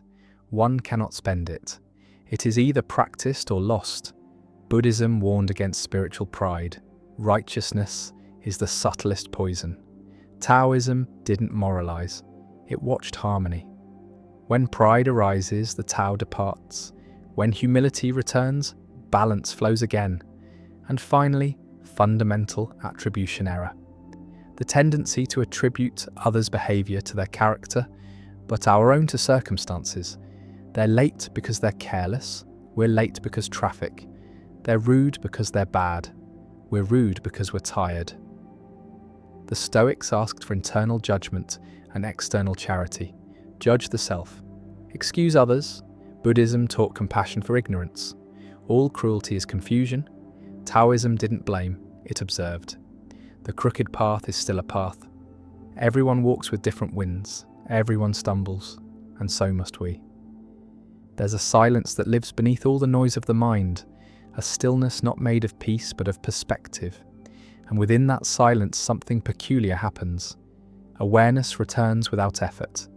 Clarity slips in unnoticed. And the self seems less like a solid thing and more like a shifting echo. A process of remembering and forgetting, reacting and reflecting, flowing and freezing, always in flux. This fluidity was central to the ancient understanding of the human condition, long before identity was studied in laboratories and mapped in psychological casework. Today, we know of self-concept as a construct, a mental model we build over time. It's not found, it's assembled, piece by piece, memory, feedback, language, desire, trauma. But this isn't new. Buddhism taught that there is no solid self to be found, only the illusion of self. The 5 aggregates, form, sensation, perception, mental formations and consciousness, combine to create what feels like identity, but is in fact impermanent and conditioned. The self is a mirage walking through another mirage. The Stoics agreed, though, with different language. Marcus Aurelius didn't write, "Be yourself." He wrote, strip away status, strip away opinion, strip away the body, the fear, the habits. What remains is reason, a fragment of the logos. Identity, then, was not a story to protect, but a mask to remove. Taoism laughed at the whole thing. The Tao has no name. It does not cling to form. It does not say I, it flows, it shifts. And the sage becomes like water, adapting without losing essence. In psychology, this aligns with narrative identity theory, the idea that the self is a story we tell about our experiences, shaped by how we make sense of events. But the story isn't always true. Often, it's a defense, a pattern, a wound wrapped in words. And so the question arises, what parts of the story are chosen? And what parts were whispered to us before we knew to question? Another illusion, learned helplessness. When exposed repeatedly to uncontrollable stress or failure, individuals begin to believe they have no control, even when circumstances change. They stop trying. They submit. This was discovered in animals, then echoed in human behavior: depression, apathy, hopelessness. But the ancients saw it too. Epictetus was born a slave. He could not escape the world's control, but he discovered freedom in thought. "You may fetter my leg," he said, "but not even Zeus can get the better of my will." This is the rejection of helplessness, not through denial, but through inner clarity. Buddhism saw suffering as inevitable, but not identity. Pain comes, but clinging to it is choice. The chain breaks when awareness returns. Taoism didn't fight helplessness. It slipped out from under it, like silk from a fist, no resistance, no attachment to control. The sage acts by not acting, and action returns when resistance fades. A modern cousin to this is locus of control, the degree to which people believe they control events in their lives. An internal locus is linked to resilience, an external one to victimhood. The Stoics built internal locus like a muscle. Some things are up to us, they said, and some things are not. This separation is liberation. The Buddhist path also separated pain from identification. The first arrow is the event. The second is the story we tell. The second is optional. Taoism removed both arrows. It let pain rise and fall like mist, without name, without drama, just sensation passing through. The next trap is spotlighting, not just believing we are being watched, but shaping behavior to meet imagined judgment. This is the essence of social anxiety. But again, Marcus warned against this. "It never ceases to amaze me," he said. "We all love ourselves more than other people, but care more about their opinion than our own. Stoicism trained the soul to stop performing, to live aligned, not admired. Buddhism encouraged turning inward, seeing the judging mind not as truth, but as echo. Noticed, named, let go. Taoism let people talk. The river doesn't answer the clouds. It moves beneath them, unchanged. The next concept, attentional control. The ability to direct focus deliberately, rather than be pulled by impulse or distraction. In a world of flashing images, this is a superpower. Ancient disciplines trained this. The Stoics practiced journaling, self-questioning, contemplation, daily, not as ritual, but as training. The Buddhists sat, hours, days, watching breath, watching thought, reclaiming attention, noticing when it drifted, then gently bringing it back. Taoism didn't focus, it unfocused, letting awareness spread like water in soil. Not clenching, just receiving. Modern neuroscience shows attention shapes perception. What is not attended is not seen. The ancients knew. The next bias, illusion of control. People overestimate their influence over external events. Superstition thrives here. Gamblers believe rituals sway outcomes. Drivers talk to traffic lights. We all do this. It comforts, it soothes, but it deceives. The Stoics used this illusion for clarity. You control your effort, they said, not the outcome. Releasing control sharpens action. Buddhism taught karma, not as control, but as cause and effect. Action ripples, but not all ripples are yours. Taoism laughed again. To control the world, said Lao Tzu, is to ruin it. Let it move. You are not the sky, just the wind passing through. Another oddity, base rate neglect, ignoring general probability in favor of specific anecdote. People fear plane crashes more than heart disease. They remember the rare, forget the common. The Stoics asked, what is likely? What is up to you? What deserves your fear? Marcus wrote, you could leave life right now. Let that determine what you do and say and think, not to panic, to purify. Buddhism also meditated on death, not to dread it, but to sharpen perception. Taoism didn't mind it at all. Death was return, not loss, not tragedy, a shape changing, a ripple fading into sea. And so perception bends, again and again, and the mind, fragile and beautiful, tells stories to protect, to explain, to comfort. But the ancients whisper from the dark, do not believe every story, especially the ones inside your own head. Question gently, strip away, sit still. Let silence speak what thinking hides. The truth is not always what's loudest. Often it's what stays when the noise fades. Cognitive dissonance is the quiet war between what we believe and how we behave.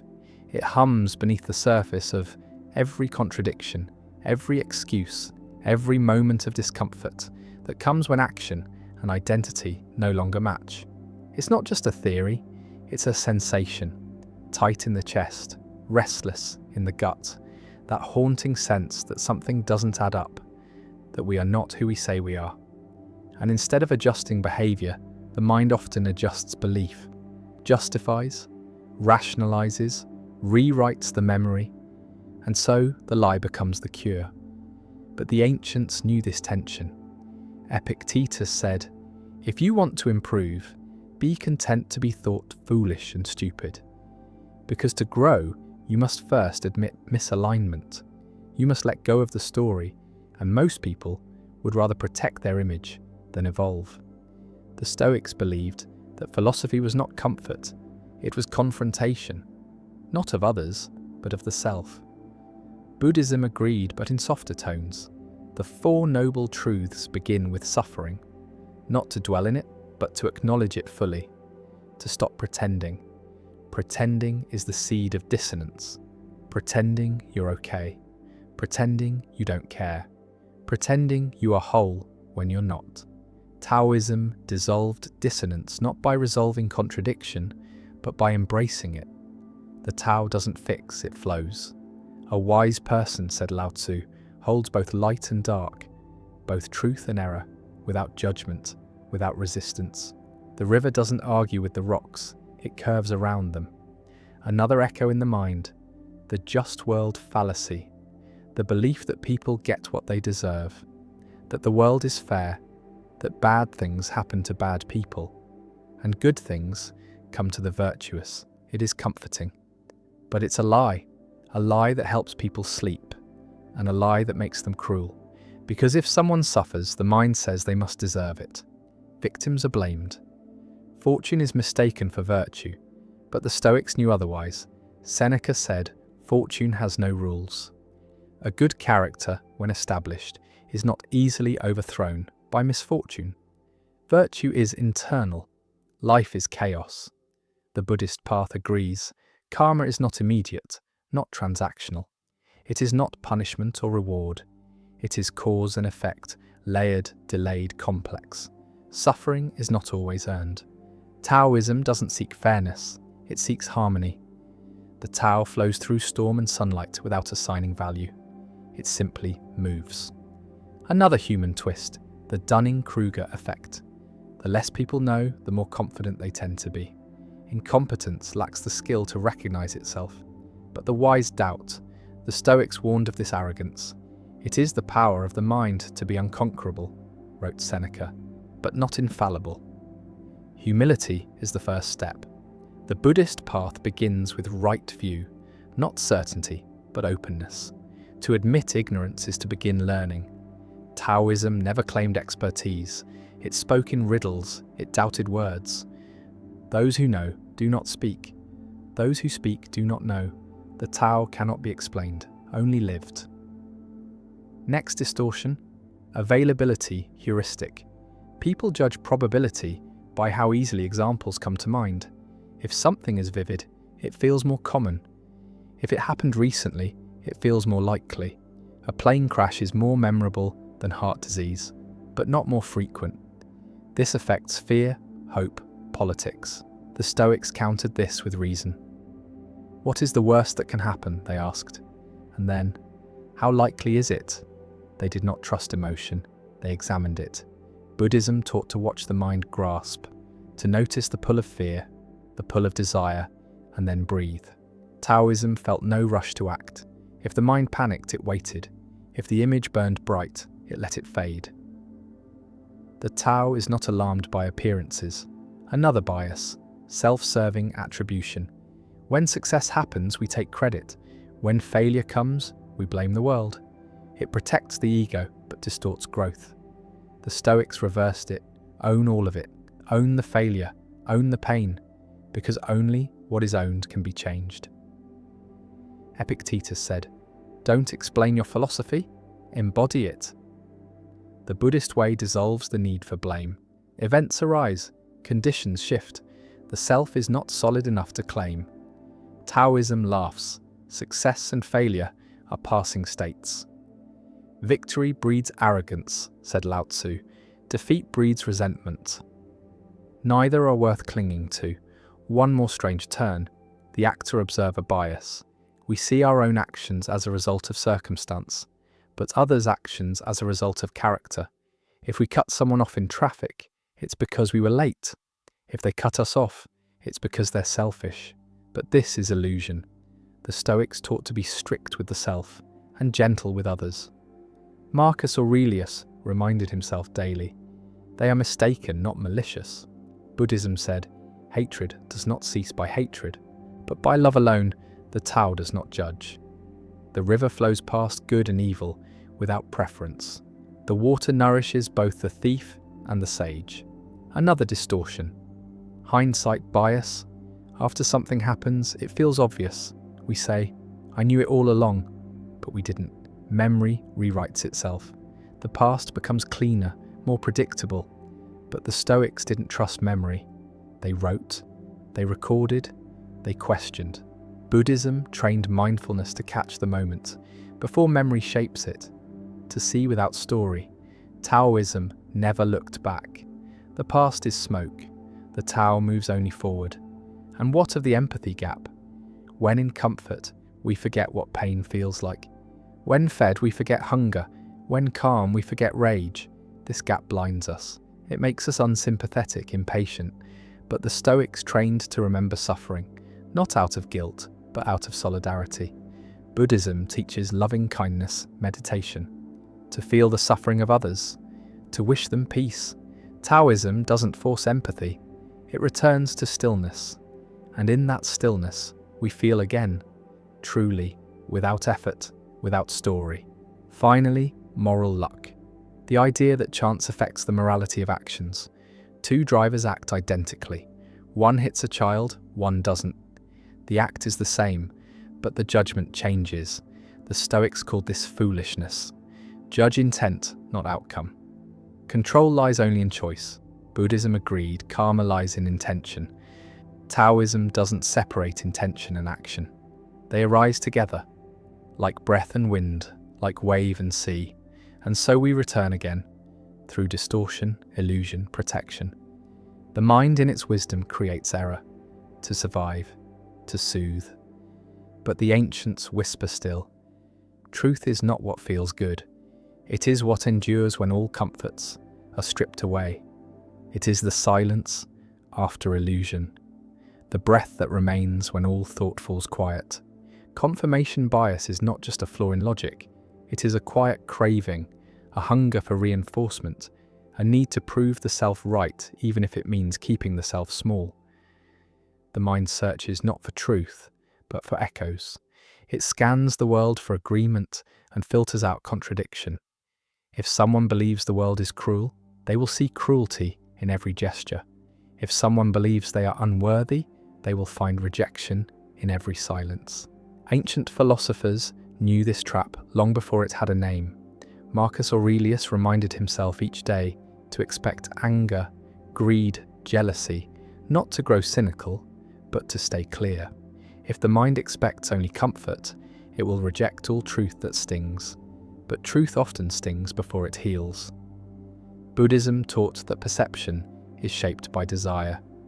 We see what we want, we see what we fear. This is why mindfulness begins with watching the mind itself. Not to trust every thought, not to indulge every reaction, but to see clearly. To notice how the mind distorts, selects, justifies. Taoism, again, steps back. It doesn't argue with illusion, it lets it pass like fog. If truth is like water, it flows around resistance and into cracks. It waits, it seeps, it does not need to win. A closely related twist is belief perseverance. Once a belief is formed, especially if tied to identity, it resists correction. Even when proven false, the correction bounces off. The story survives. People don't just hold beliefs, beliefs hold them. But the Stoics trained for detachment from opinion. Epictetus warned, "It is not things themselves that disturb us, but our opinions about them." This distance was not cold, it was clear. Buddhism said the mind clings, not just to desire, but to views. Right view is not dogma, it is flexibility. It is seeing without grasping. Taoism simply doesn't cling. Its truth is not fixed, its wisdom is seasonal, cyclical, like the moon, like breath. Another deeply human flaw is the spotlight effect, the belief that others notice and judge us far more than they really do. In truth, most people are too consumed by their own spotlight to notice ours. And yet we edit our behaviour, suppress our instincts, and contort ourselves to manage an imaginary audience. The Stoics called this enslavement.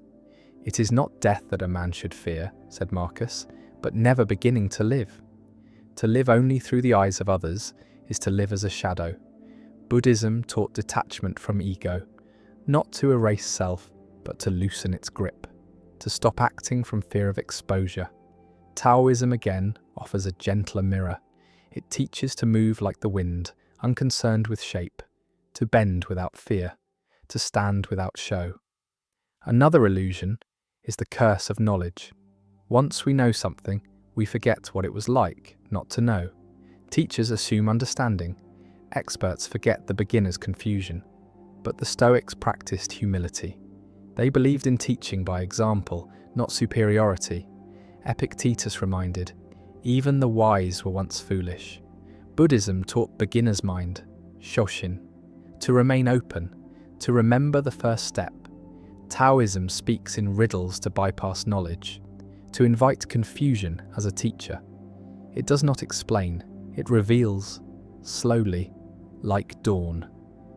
Then there is anchoring, the tendency to rely heavily on the first piece of information received. If a number is mentioned, it shapes every estimate after. This applies to prices, risks, judgments.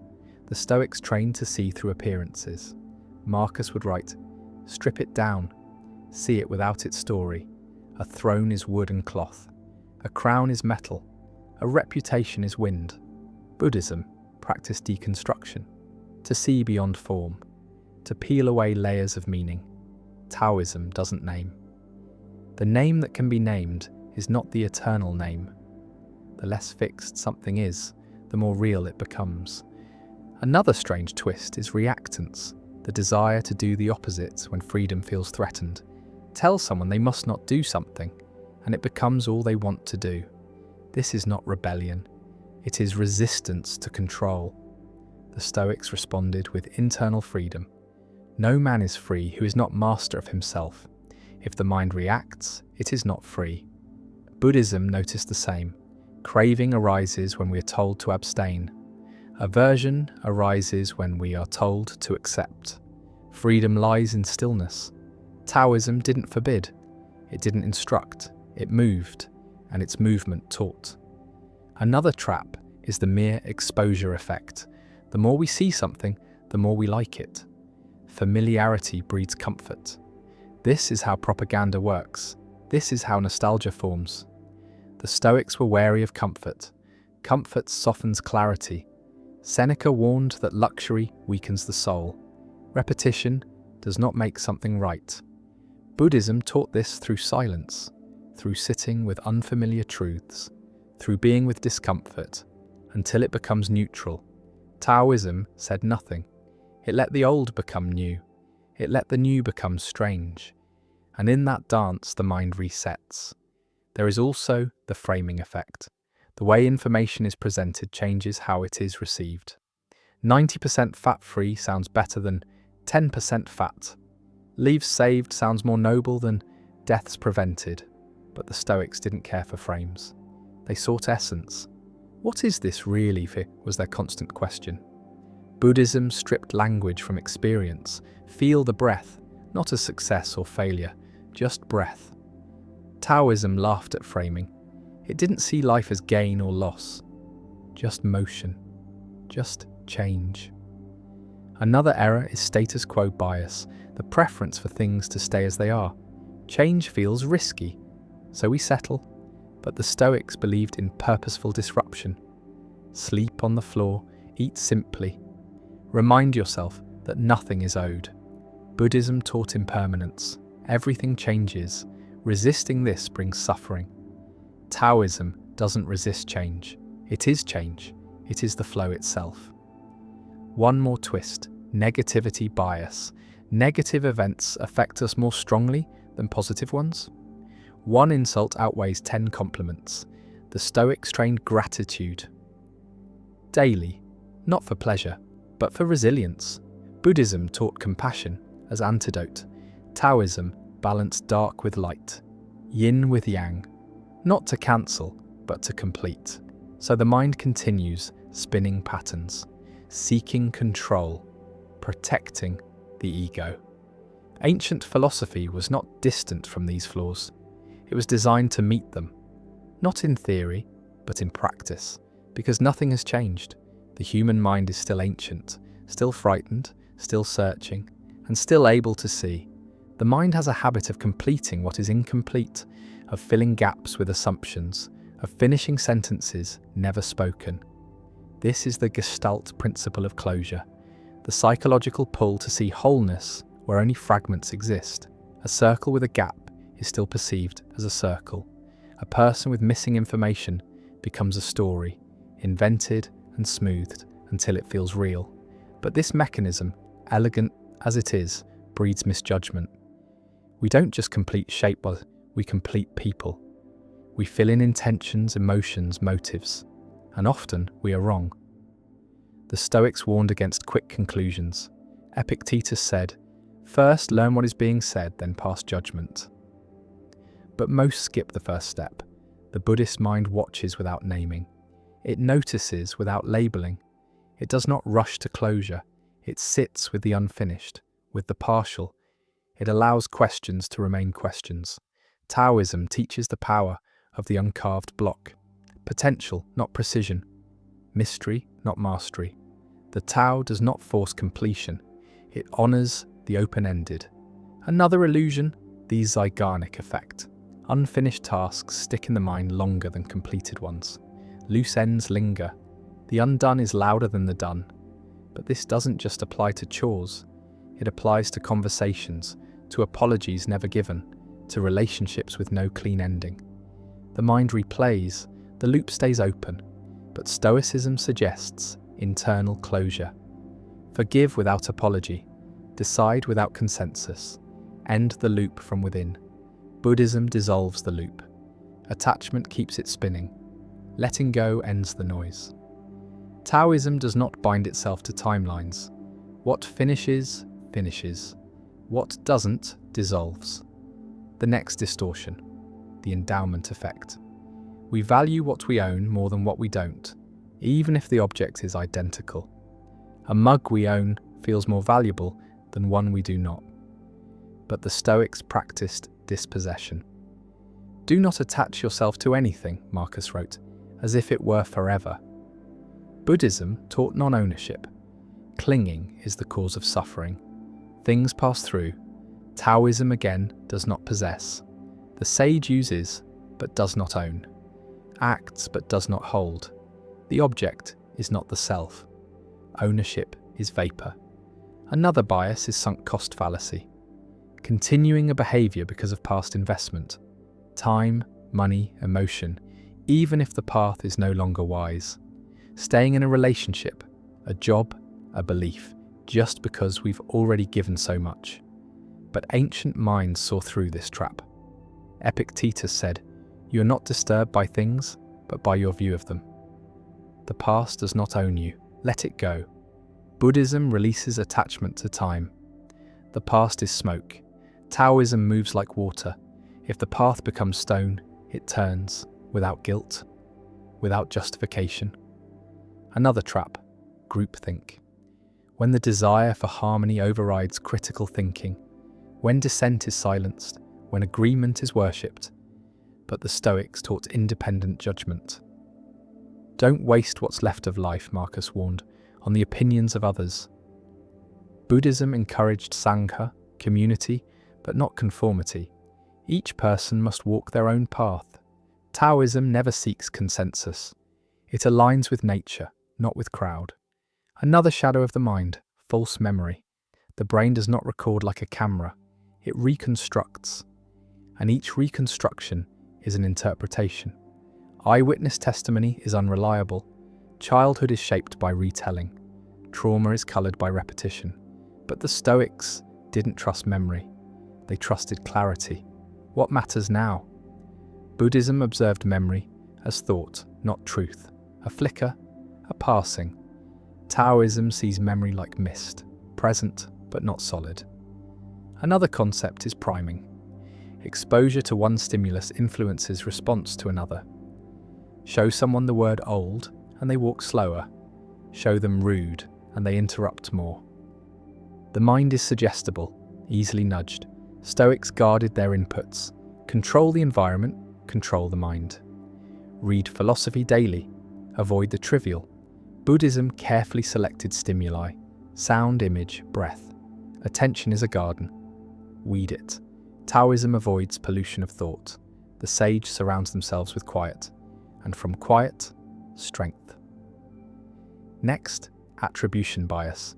We assign cause based on emotion. If we're angry, someone else is cruel. If we're afraid, the world is dangerous. But the Stoics believed in responsibility. Not blame, not reaction, but reason. Does this harm your character? Marcus would ask. If not, let it pass. Buddhism sees emotion as weather, passing, powerful, not personal. Taoism flows beneath emotion, not resisting, not indulging, simply allowing. Another twist, declinism, the belief that things are worse now than they used to be, that the past was better, simpler, more virtuous, but it is often false, a lens of nostalgia, a trick of memory. The Stoics lived through war, plague, corruption. They did not romanticize the past, they acted in the present. Buddhism lives in the now, the only place where awakening can happen. Taoism doesn't measure time by progress. It watches the wheel turn. Spring returns, leaves fall, life continues. Now consider the placebo effect. Belief alters experience. Sugar pills heal. Fake surgery relieves pain. The body responds to expectation. But this is not delusion, it is power. The Stoics used expectation consciously. Visualize hardship, train the mind, strengthen the response. Buddhism aligns intention and action. The mind leads the body. Taoism understands that belief shapes energy, that thought and form are one. And so, thought must be clean. Another quiet force, behavioral contagion.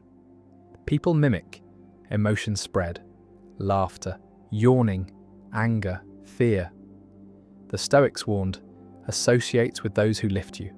The soul is coloured by the company it keeps. Buddhism values right association. Choose peace, radiate it. Taoism avoids crowds. The sage walks among, but is not of. Another distortion, halo effect. If someone is good at one thing, we assume they are good at all things. Attractiveness becomes competence. Charisma becomes wisdom. But the Stoics judged action, not image, not reputation. Buddhism pierced illusion. What is true? What is kind? What leads to freedom? Taoism doesn't confuse surface and source. The river's surface may shimmer, but the depth is silent. And now, proximity bias. What is near feels more important, but often the distant matters more. The Stoics trained long vision. Think of death, think of legacy. Buddhism expands attention. See the suffering beyond your walls.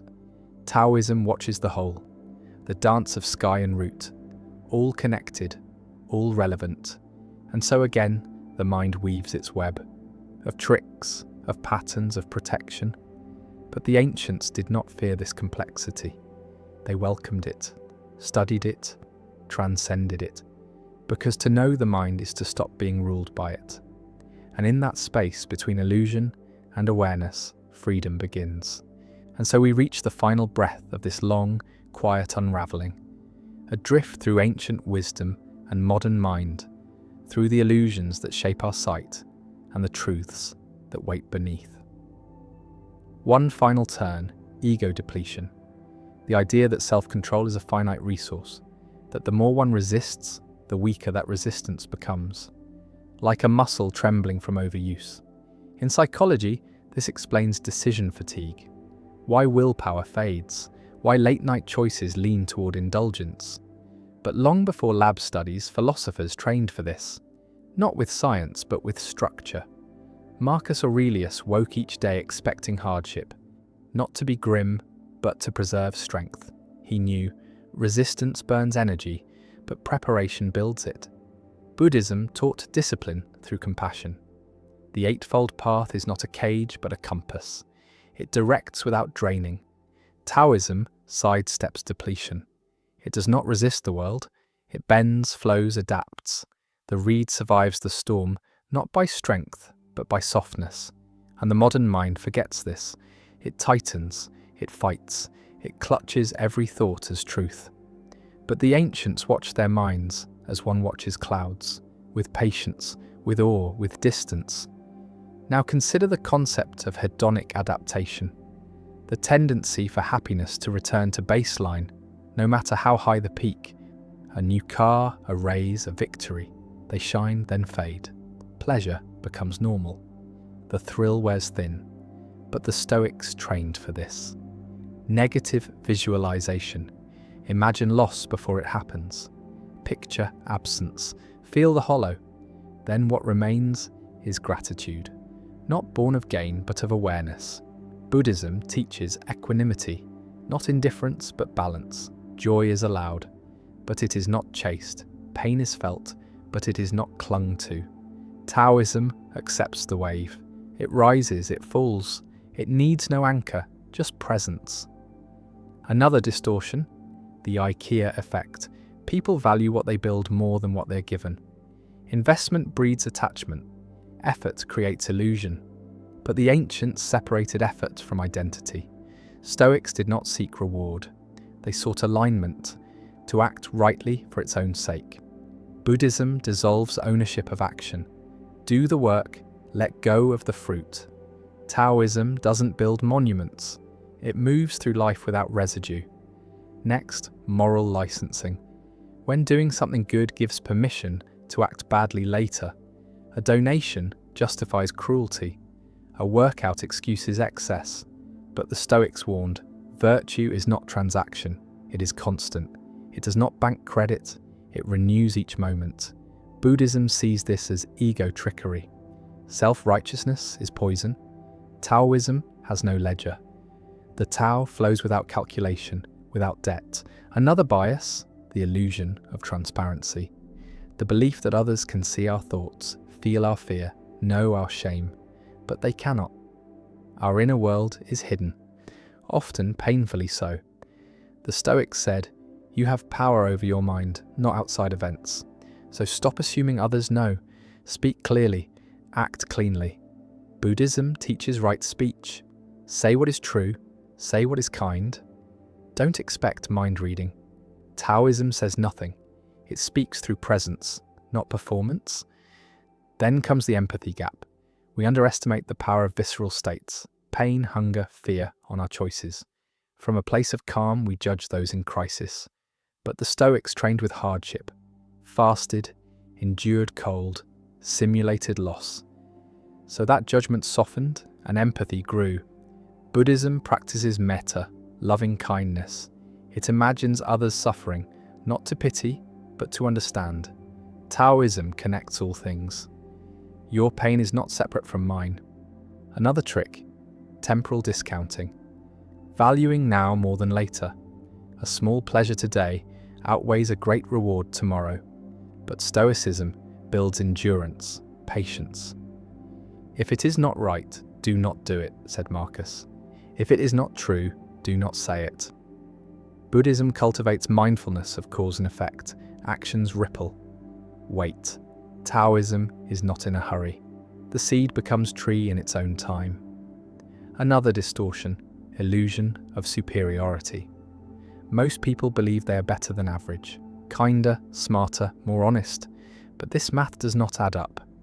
The Stoics trained humility, compared themselves only to their ideals. Be strict with yourself, Epictetus said, lenient with others. Buddhism reminds, the self is illusion. What is better than something that does not exist? Taoism doesn't compete. It doesn't measure. The flower does not think of blooming better than the next. It simply blooms. Then there is the affect heuristic. Emotions shape judgments. Fear makes things seem risky. Sadness makes outcomes seem worse. But the Stoics separate emotion from reason. Feel the wave. Don't follow it blindly. Buddhism watches emotion rise and fall like breath, without fusion.